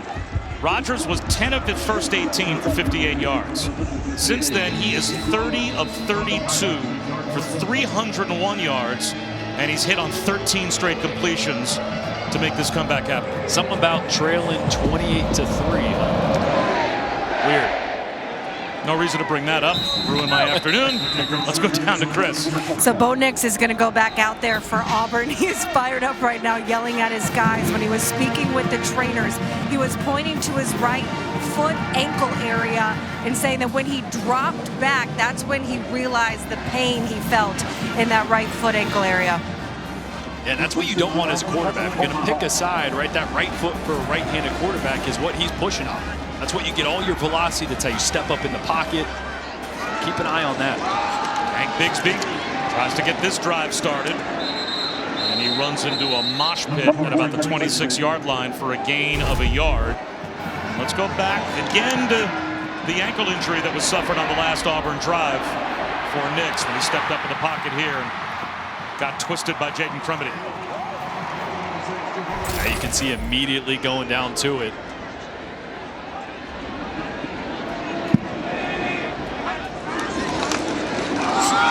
Run it again, and again, nothing there for Bigsby. Lost the football, and Bo Nix, it looks like, jumped on top of it. DeMonte Russell got the stop, knocked the ball out, and Bo Nix saved it for Auburn. So close to a nightmare situation here. You can see Bo Nix, he doesn't even want to move after that fake because of his ankle, but does a great job there of reacting to the ball on the ground and saving what would have been possibly a game-changing turnover there to set Mississippi State up. Auburn already having lost a 28-3 lead, now faced with 3rd and 19. And Nix, incomplete, broken up. Kobe Hudson, the intended receiver, and out comes the flag late. Emmanuel Forbes hit him, and Kobe Hudson is hurt and not getting up.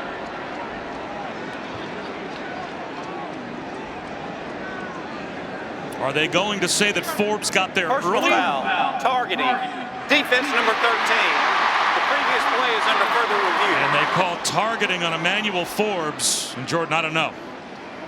Yeah, here's what you need to understand is that the corner has as much right to make a play on the ball as the receiver. So we'll get a couple looks at that as we come back on the other side. But a huge call coming up.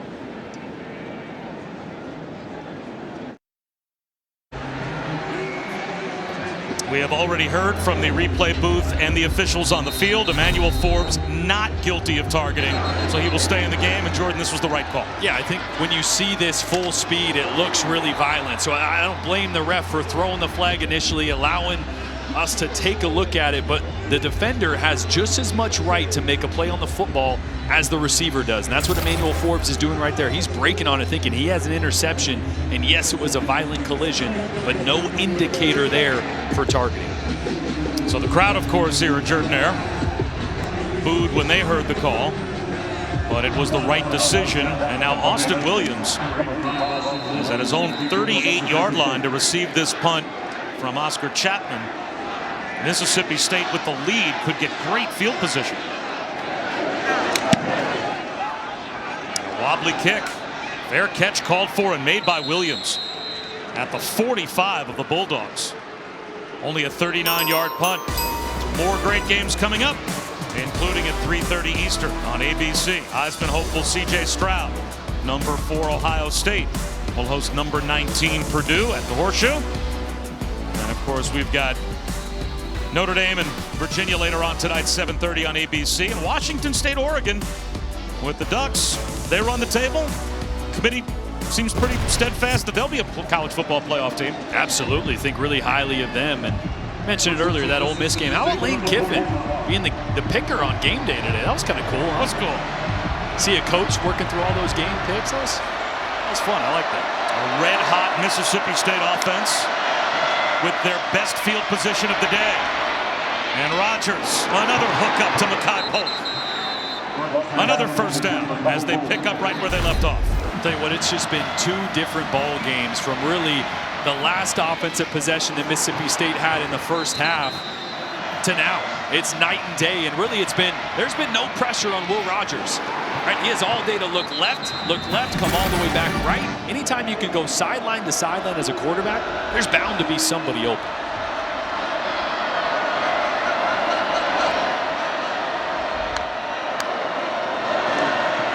Quick toss, Dylan Johnson cuts it back. Dylan Johnson looking for a block, hurdles a man. Out of bounds inside the 15, down at about the 14-yard line. As he jumped over Roger McCreary to pick up 22 and all.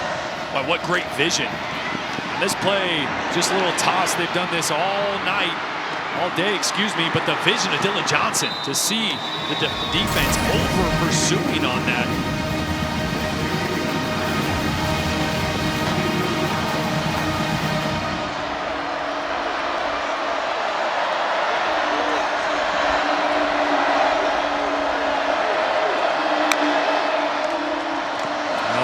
To Johnson. And he gets a push down to the 11-yard line. Colby Wooden made the stop after a gain of 3. How long was that run? 22. Because they only have one other run all year of over 20 yards. They only have 37 yards rushing today. I picked up 22 on that carry, but they have been completely dominant in the second half. And really, this goes back to their last possession before halftime. Scoring that touchdown before halftime was huge. Changed the game. Johnson again. Gets to the 5-yard line. It'll be first and goal at about the 3. I'll tell you what, this Auburn defensive front looks tired. They just do. They look worn out right there. The big cutback by Johnson a few plays ago. That defense was moving a little sluggish, and even now you see them walking slowly back, hands on hips. Out there for a lot of plays and a few long drives by Mississippi State in this second half. They got to bow up now, though.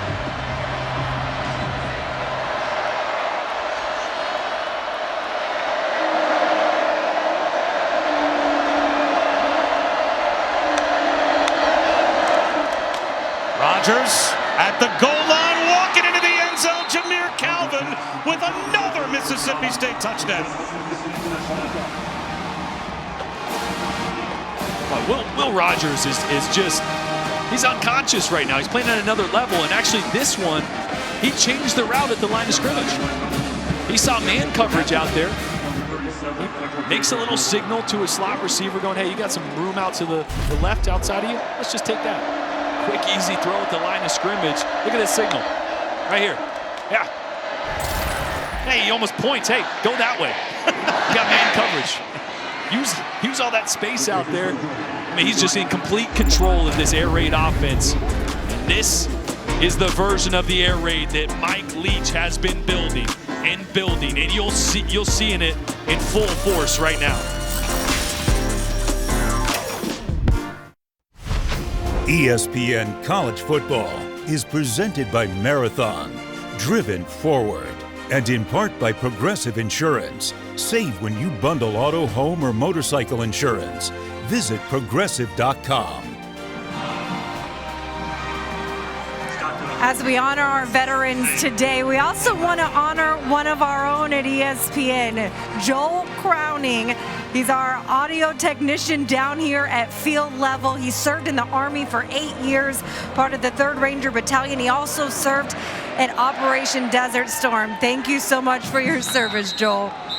And we will echo that from here in the booth. Thank you, Joel, for your service. As we go back to Matt Barry in the studio. Guys, great stuff. Thank you. Quick update for you. Florida and Samford was getting interesting again until Emory Jones here puts the Gators up 63-52 in the 4th quarter. Penn State, Michigan, this one also in the 4th quarter. Tyler Warren gets in for the touchdown. Penn State has also just added a field goal off a Michigan turnover right now, 17-14 Nittany Lions. Some wild games going on right now as Tyler Fromm gets this drive started for Auburn, now behind, still a 1-possession game, but down by 8 with 9.5 minutes to go. And look, it's really been about the inability, I think, to run the football and control this game when Auburn had the lead. They're going up tempo and rolling Bo Nix out. The sideline well wide of Shedrick Jackson. He doesn't now look it's healthy. 3rd down. You see that? That's supposed to be a designed rollout. You saw him kind of gingerly start to roll and stop. I mean, you see that ankle really bothering him. Austin Truxell, the left tackle, is down. He tried to limp to the sideline, and he goes down right in front of the Auburn bench. So now you've got a wounded quarterback to be playing behind a backup left tackle.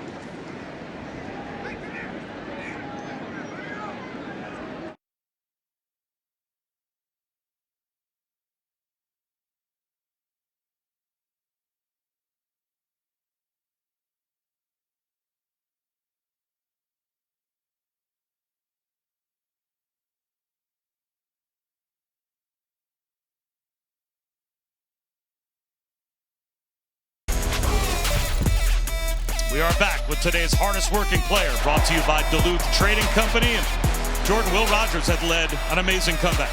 Yeah, he's been lights out. Obviously, when he has time in the pocket to sit and wait, he's going to find somebody. He's been laser accurate in the red zone. And then look at this, changing the play at the line of scrimmage.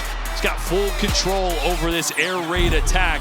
And Auburn has not had an answer here in the 2nd half. It would be the largest comeback in school history if they can hold on. Very quiet Jordan-Hare now. Worried about 3rd down and 6. Bo Nix from his own 29-yard line. Well protected, floats one to the sideline. On time to Javarius Johnson. That's a big throw for Bo Nix in this offense. A gain of 16. Huge throw to get some momentum back, and a great job using touch. This is really the development I've seen in Bo Nix, the ability to change pace on the football, throws an accurate one to the sideline there with enough air to allow Johnson to run under it. And remember, they've got Killian Zira, number 77, out there at left tackle in place of Austin Truxell, who's in the injury tent. Nix over the middle, but stopping his route was John Samuel Schenker, the tight end. And Nix led him as if he was going to keep on running. That's just a miscommunication there. It's a drive route, so the receiver will always have the option to sit up in zone, or if it's man, you got someone behind you, keep running. That time, really, Schenker was right. He needs to start to settle. Now, whether Bo Nix thought he was going to settle 2 yards ahead or not, that's the miscommunication there. Keep an eye on 77. New left tackle for Auburn. From Munich, Germany. High throw, incomplete. Again looking for a tight end. This time it was Tyler Fromm. And now it will be 3rd down and 10.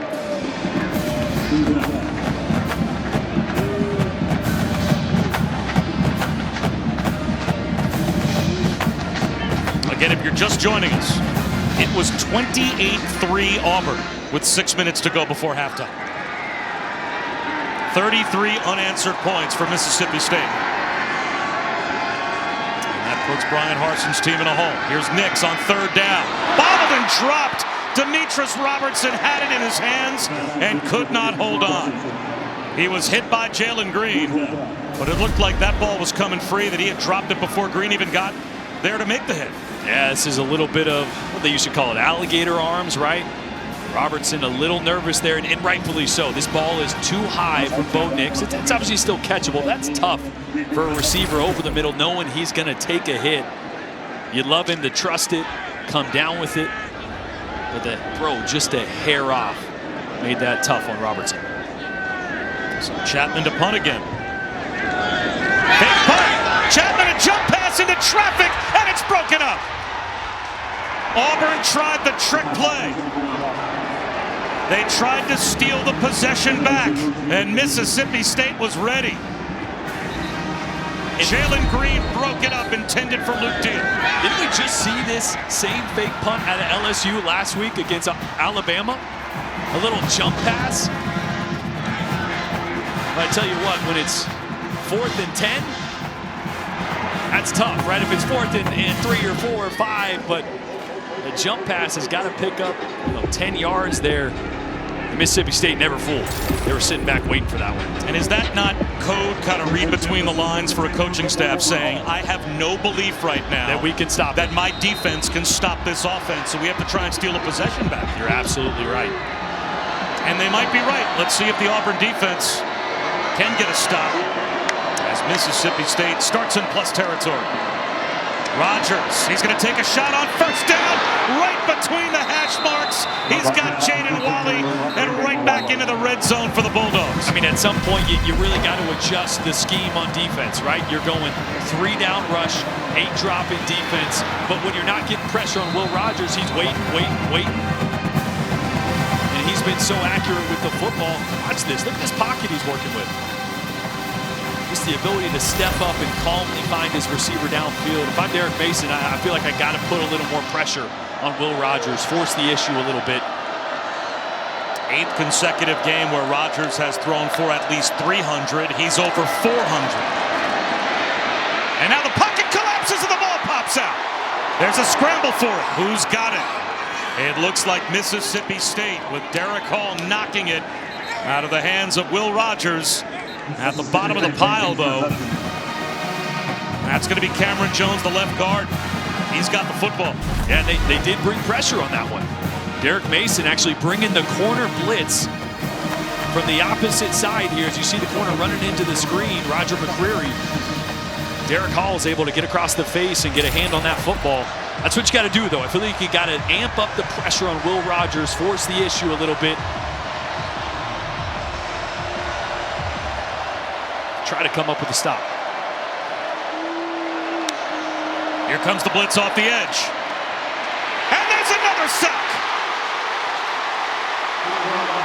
And that pushes Mississippi State out close to the 30-yard line.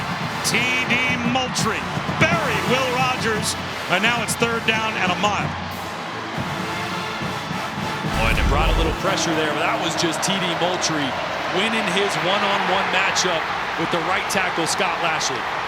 Now remember, you've got a bad field goal unit here. It's 3rd down and 21. If you just get into field goal range, you make this a 2-score game with 6.5 minutes to go. You can make an argument that field goal here is almost as good as a touchdown. But what is field goal range right now for Mississippi State? Exactly. And I'm wondering what element of this play they are reviewing, as it was just announced that the previous play is under review. Did we see an immediate recovery there by Mississippi State? I thought we did. I didn't even think Will Rogers lost control of the ball. I think the only thing they could be looking at here is the hit on Will Rogers and whether or not this is targeting on T.D. Moultrie. Right. And I guess it's the replay booth that has buzzed down. Man, I tell you what, if you're an Auburn fan, you're not going to like that I'm going to say that by the book, yeah, you could explain your way into targeting there, but to me, that's a football play. To me, T.D. Moultrie doesn't know if Will Rogers is about to let go of the football and he's jumping up to block it.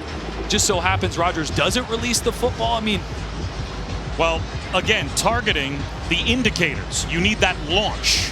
And you also need forcible contact to the head or neck area of a defenseless player. So an indicator. Would you even call that forcible contact if the two face masks come together? I would say an indicator, yes, he launched, right? But there's not forcible contact there. There's just not.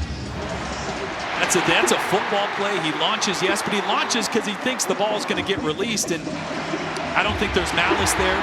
I think this is a situation where the refs need to be able to look at it and go, that's a football play. He's not purposely trying to injure a player. There's no malice. There's no intent. That's a full-speed football play. That's the way I'd call it. And I think the point that you make that is absolutely fair if you're T.D. Moultrie, it is the instinctive, in-the-moment reaction of a defensive player. You don't know if he's about to rise up and throw the ball. Here's the call. After further review, there was targeting committed by number 99. Wow.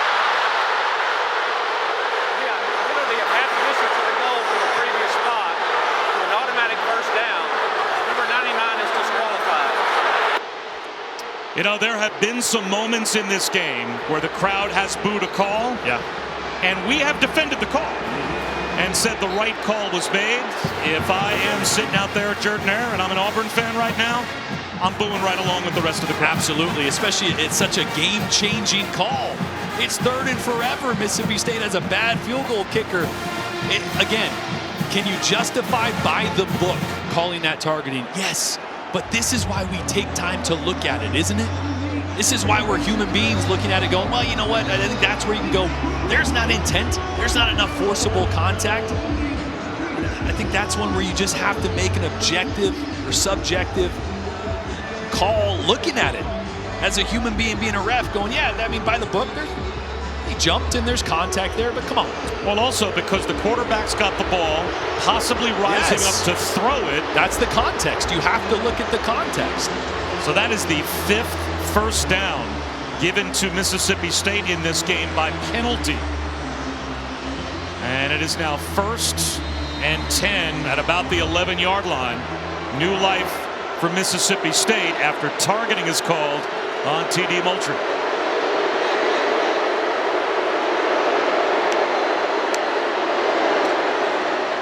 Woody Marks cuts it back down to the 6-yard line. The fans here still let these refs hear it a little bit about that call. Just back to it real quick. What's the alternative? The alternative is he does lower his head and try to drive through the chest of the quarterback. I mean, what's going to hurt a quarterback more? That or kind of jumping and, you know what I mean? Like, I don't know. I'm just, and I'm a quarterback. I was going to say, you say this as kind of like a bitter old prima donna quarterback yourself. Totally, yeah. I'd love to get that call all day, but do I think the defender did everything he could? Yeah, I do.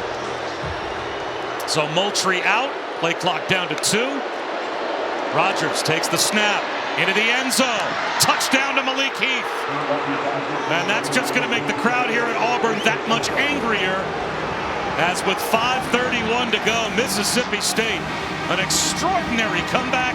They extend their lead.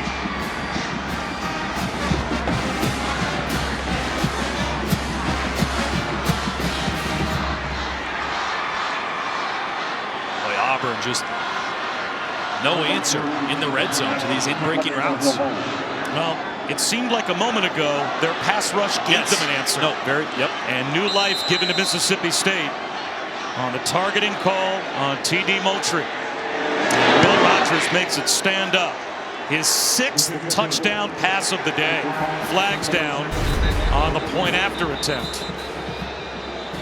That's Malik Heath, number 4 on the outside. He's the best 50-50 target Mississippi State has.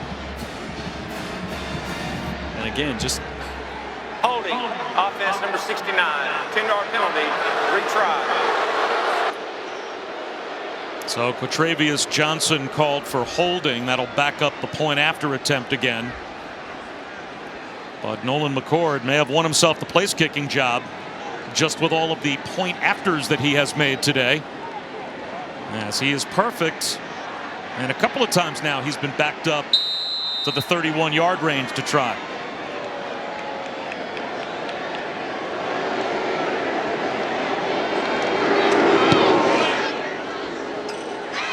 That one hit the upright and got through. And again on this play, it's Will Rogers identifying man coverage on the outside and making an adjustment to the route. Watch him work this at the line of scrimmage, changing the protection, getting them in the right play to pick up the blitz, and then finding his 50-50 guy one-on-one. Again, Auburn just hasn't had an answer for the man coverage on the outside in breaking routes, right? We saw 2 touchdowns by Mekhi Polk on similar routes. And this one, that's not even a slant. That's just an angle route. He's just beating leverage, getting inside quickly, and using his frame and an accurate high ball to win. 17 straight completions for Will Rogers. And this is touchdown pass number 6.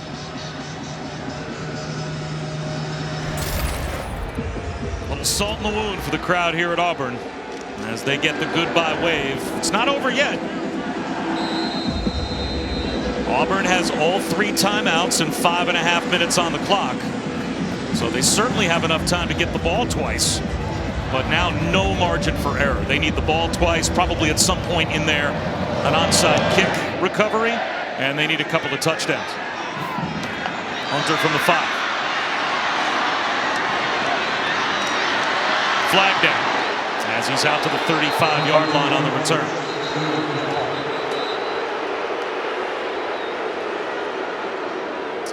It'll be holding against Auburn. During the return, holding number 36, receiving team. Half the distance to the goal from the spot of the foul. First down. So that will back Auburn up as we check in with Matt. Guys, it is over in Waco. So is Oklahoma's undefeated season. Big win for the Bears as that chaos in the Big 12 is only beginning. 27-14, the final there. Michigan, Cade McNamara. My partners Jesse and Joey were loving the speed of Eric All, the Michigan tight end.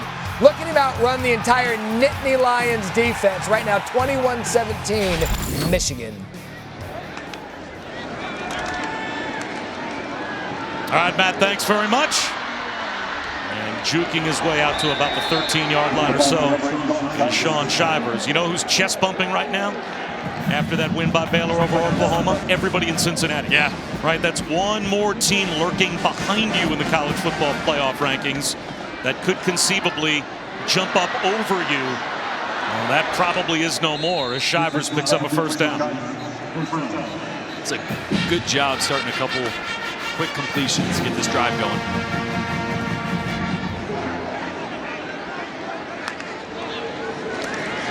Bo Nix needs 2 touchdowns. He's getting this drive started with Javarius Johnson with a catch and run out to the 39-yard line. Chris. At the beginning of the game, we mentioned that Brian Harsin had told Bo Nix, you can be disappointed, but you can't act disappointed. And he's done a good job following that rule from his coach, constantly talking to his guys that we need 2 touchdowns. Let's go do it. Certainly have time. He has all kinds of time here. He'll hoist one to the sideline. Dangerous throw. If he was trying to throw that one away, he almost underthrew the throw away as Emmanuel Forbes nearly picked it off. Yeah, I couldn't tell if he was trying to give a jump ball to someone here on the sideline or throw it away. Either way, dangerous. And Forbes almost got that one.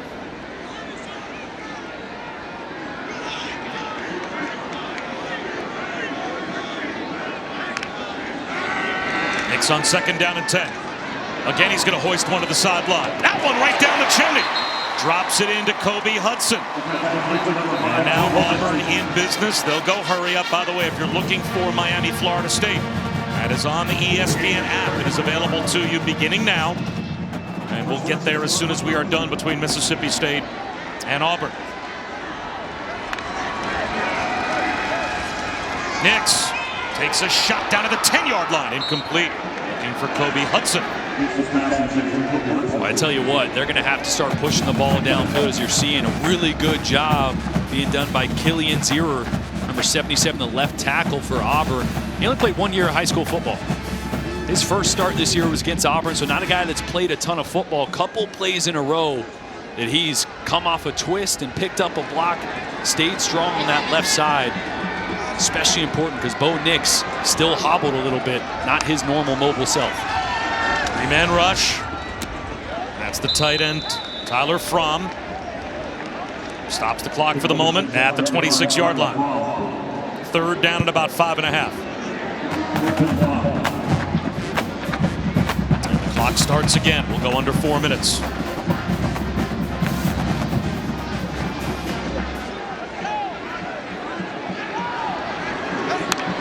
Mississippi State brings a delayed blitz. Bo Nix, he's got a man open. Down inside the 5, reaching the ball out. Javarius Johnson. And it looks like they'll rule him down at the 1. No, check that. I think the official on the goal line signaled touchdown.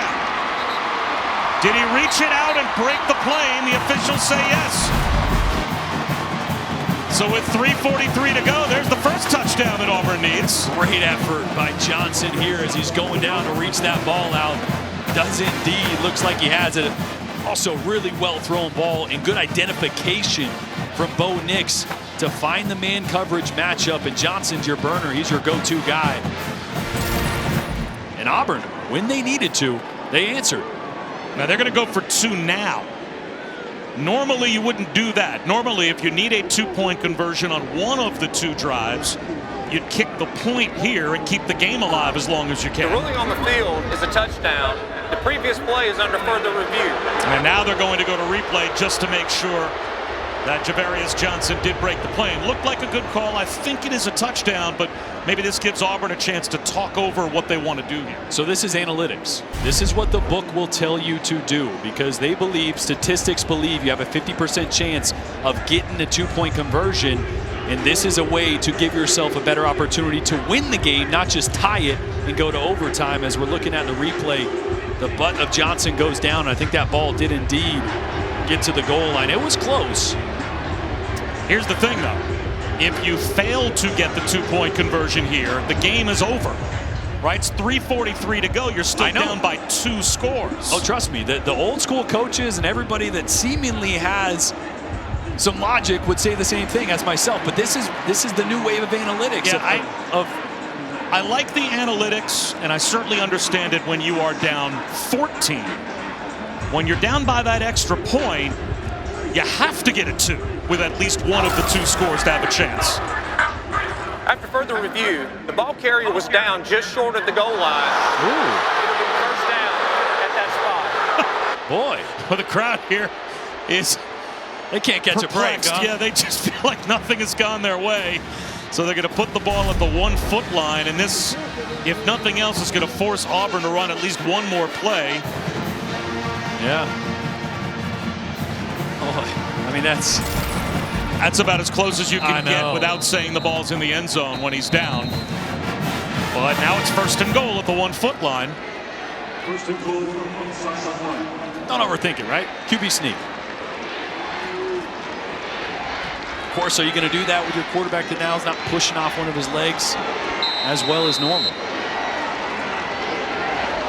So I formation with Tank Bigsby dotting the I.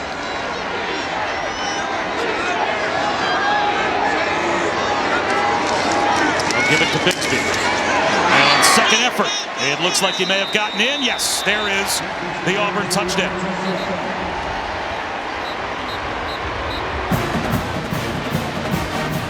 So it only cost them a few extra seconds. And it looks like they are indeed going to go for 2. A great little second effort here by Bigsby. Stopped initially. There might have been in there, but either way, stayed up. Left no doubt. This is interesting because I feel like your play call here would be normally to get your quarterback outside the pocket, but Bo Nix is not moving very well right now because of that ankle injury. Quick throw to the flats here, maybe.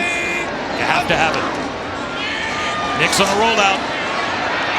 Under pressure. It's intercepted. Picked off at the goal line. Fred Peters picked it off.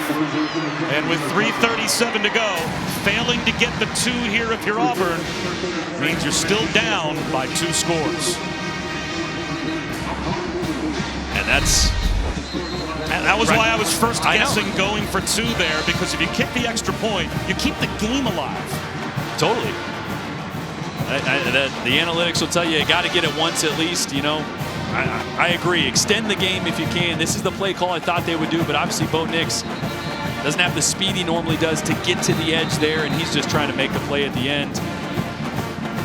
Boy, and for a guy that started the game so hot, on fire, a lot of disappointment there for how this game and the offense has transpired in the second half for Auburn. But what a statement by Mississippi State, huh? On both sides of the football.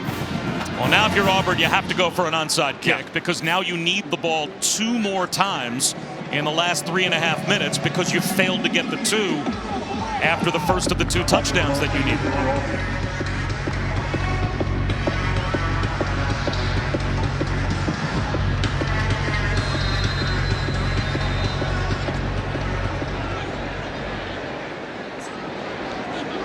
There's the onside kick, bunted forward, and Mississippi State's going to jump on top of it before it even has a chance to go 10 yards. And shaken up on the play is Anders Carlson. That's the kicker coming up. Not able to put a lot of weight on his plant leg. Let's go back to Matt Barrett. Yeah, guys, good stuff on an analysis of the 2-point conversion. But right now, kickoff Miami, Florida State. We moved that to ESPN News. Miami and Florida State will now come over to ESPN when you guys go final. But right now, if you're looking for Miami, Florida State, it's on news. We'll move it over here to ESPN when you guys go final. And Matt, if Mississippi State can hold on to the football for 3.5 minutes, we'll be there before too long. The last time a team overcame a 25-point or more deficit, Oklahoma against Baylor. Turn to the tables today as Baylor comes from behind early and is able to beat OU. There's a run for Dylan Johnson. He breaks free. Dylan Johnson with a first down and more. Hurdles a man and stays in bounds at the 24-yard line. Donovan Kaufman brought him down. He picks up 20 yards. And now Mississippi State wants to see that ball set for play and wants to see that clock start to roll, except Auburn is going to beat them to the punch with a timeout. It's going to be a 30-second timeout. Boy, and this would be, what, the 4th, I think, win for Mike Leach and Mississippi State against a top 25 college football playoff team. Is that a pretty good second half for a quarterback? I mean, I got to tell you, it is hard to do that in practice on air. Honestly, it is. You're going to have one that you just misthrow or overthrow, let alone on the road here at Jordan-Hare against a good Auburn team that's been playing really well on defense, but just Will Rogers in this offense way too much in the second half. Boy, 2 weeks ago, he was 36 of 39. He's just so efficient, and that's really been the difference for this Mississippi State offense. It hasn't just been the dink and dunk. It's been explosive plays. They've been pushing the ball downfield.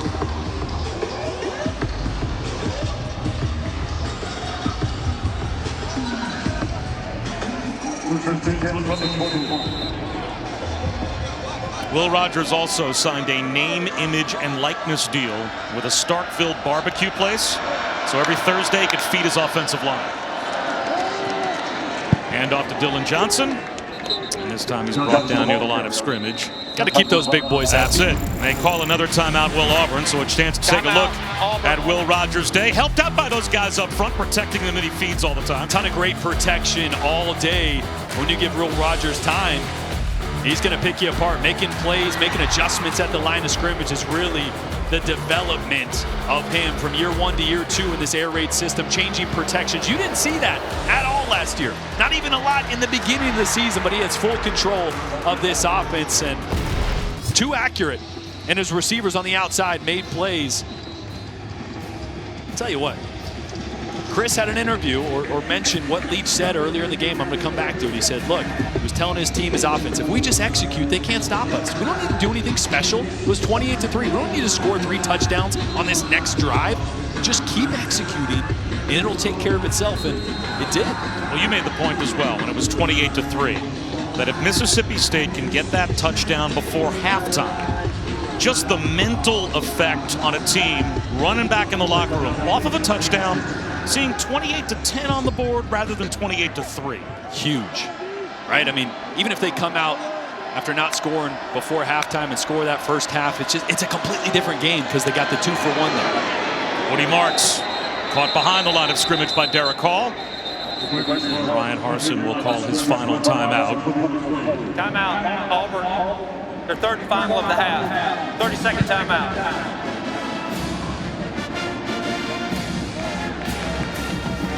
Boy, I mean, with 3 timeouts, if you would have just kicked the extra point, you'd have an opportunity to get the ball back. And you still needed a 2-point conversion to tie. Correct. But again, that's why part of the analytics I can wrap my mind around. But the part of going for 2 to give yourself a chance to go for 2 again to then win it in regulation, as opposed to just kicking it, extending the game, needing 1 2-point conversion to force overtime. I don't know. I wrestle with that. That's a tough one for me. As a player, I didn't wrestle with it. To me, it's a no-brainer. You kick the extra point on the first touchdown, and then the second touchdown, you've got the chance to go for 2 to tie. Now, what you will see, and this has become very popular, especially in the NFL, down 14 in that situation, teams will go for 2 on the first try to set up maybe an extra point for the win. If you don't get it, then you try again for 2, and then you have a chance to tie and force overtime. There's a reason they did it, though, right? I mean, Coach Harsin, I think, was obviously stating, I don't think we can stop them continually. Wheel route on 3rd down, broken up, intended for Woody Marks, and that actually, with the incompletion, saves 40 seconds for Auburn. Now what do you do with the kicking game and the uncertainty of that? If you're Mississippi State, do you simply try and run a play here and pick up a 4th down? Now they're going to give Nolan McCord a chance to go out there and kick a field goal.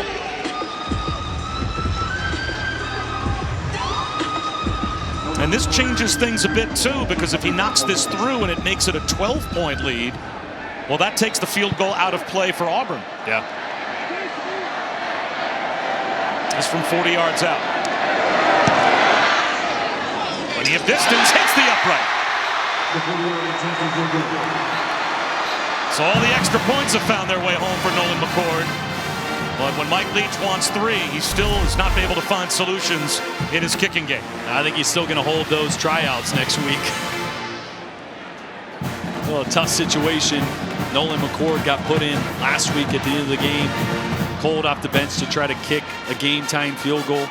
He's had plenty of opportunities today with extra points. And that one just barely. And TJ Finley is out there to play quarterback for Auburn. That's got to be the mobility, right? So needing a touchdown and a field goal in the last 3 minutes and 3 seconds. Here's Finley called off the bench. And an errant pass intended for Schenker.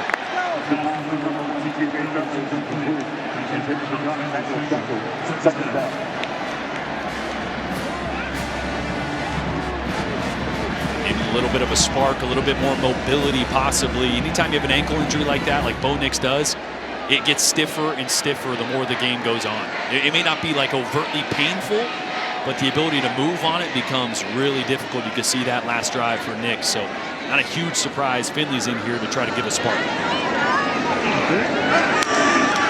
4-man rush. And he's backing up. And now lost the football. Did he get it back? Mississippi State thinks they have it. And they do. Randy Charlton gets the strip sack. And Mississippi State recovers with 2:48 to go. And Auburn out of timeouts. That is the last gasp, you would think, for the Tigers. Tyrus Wheat with the recovery. Showing off a little mobility here, but at some point you either got to tuck it and get downfield as much as possible, but really loose with that football. That's bound to happen at some point. They're holding that football down like a loaf of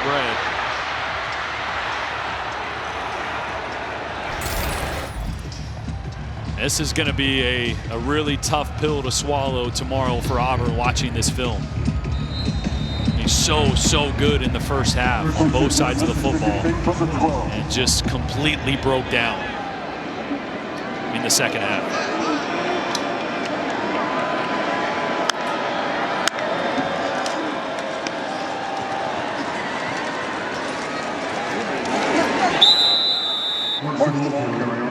So Woody Marks drives it down to about the 5-yard line. Let's check in with Matt.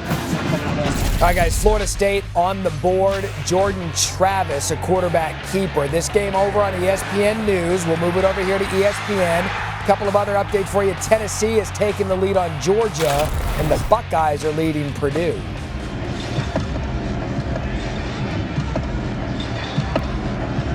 And at one point, Auburn led Mississippi State 28-3. That was back with about 6 minutes to go in the second quarter. Tables turned in a nearly unimaginable way. Woody Marks, he's down inside the 2-yard line. He's got a first down. So now with 1:55 to go. And certainly if you want to pad the numbers and get in the end zone, you can if you're Mississippi State, but they can simply take a knee at this point and win the game. They could go to victory formation with 1:45 remaining with Auburn out of timeouts. And boy, the frustration for Bo Nix.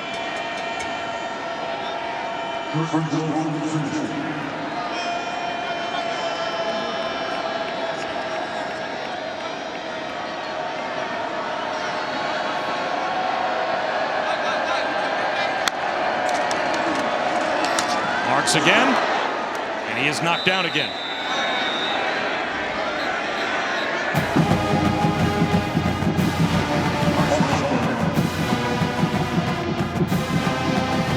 Boy, not enough good things you can say, I think, about Mike Leach in this season. Man, it's been up and down. They lost a couple games they shouldn't have, but they were all close outside that Alabama game. And to have 4 victories against top 25 college football playoff ranked teams, it's pretty impressive.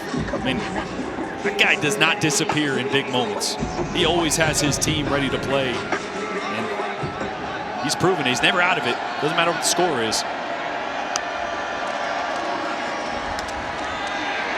And he puts his quarterback maybe in harm's way here. Will Rogers gets taken down behind the line of scrimmage. There's no need for Mississippi State to snap the ball again. And they can just go to the locker room with a 43-34 win. And it looks like that will now be the case. As that will be the game's final play. What a comeback for Mike Leach's team. Down 28-3. With 6 minutes to go before halftime, they complete the largest comeback in school history. And their win in the opener against Louisiana Tech is now the 2nd largest comeback in school history, both happening this year. Pretty special, I think, what Mike Leach is building here. Zach Arnett, what he's brought to this defense, showed up in the second half, and this air raid is definitely putting the conference on notice as this team develops. The young talent they have on offense, as they develop, this air raid gets better and better and better. That's not good news for the SEC West and the rest of the SEC. Let's head down to Chris. Will, you guys were down 28-3 at half. How did you go on to score 40 unanswered points? Man, we just did what we did on Tuesday in practice. You know, I can't say enough about my teammates. You know, I got to thank my Lord and Savior Jesus Christ for just putting me in this position. You know, I have great teammates, great coaches, offensively and defensively. Defense played a great game in the second half. So, you know, it's just a huge credit to my teammates. What did Coach Leach tell you at halftime? Just to do what we do, you know. I mean, we felt like they had done some things just to stop us in the first half. But, you know, I think a really key drive for us was the last drive of the second half. We were able to score a touchdown, and we were like, all right, yeah, let's just do our stuff, and, you know, let's just go down and score on these guys. What is it about this offense that no matter how far you're down, the ability is always there to be able to make a comeback? Yeah, no, I mean, we can be explosive, you know. We play a really different type of offense, you know. So, you know, we can be explosive at times. And, you know, with this team, you know, I love this team. You know, we're never out of the fight with anything that we do. You know, we play hard and we play the fourth quarter. Appreciate it, Will. Thank you. Thank you very much. Well, as Jordan Rogers said, Will Rogers echoing it. I think he meant the last touchdown they scored at the end of the first half swung momentum and gave them belief, and they would pay it off. 43-34 the final. What a comeback by Mississippi State. So for Jordan Rogers and Chris Budden, I'm Bob Wischusen. So long from Auburn. Thanks so much for joining us. Time to head to Tallahassee. Great rivalry game between Miami and Florida State. ESPN thanks you for watching this presentation of the Southeastern Conference. 75, 5-yard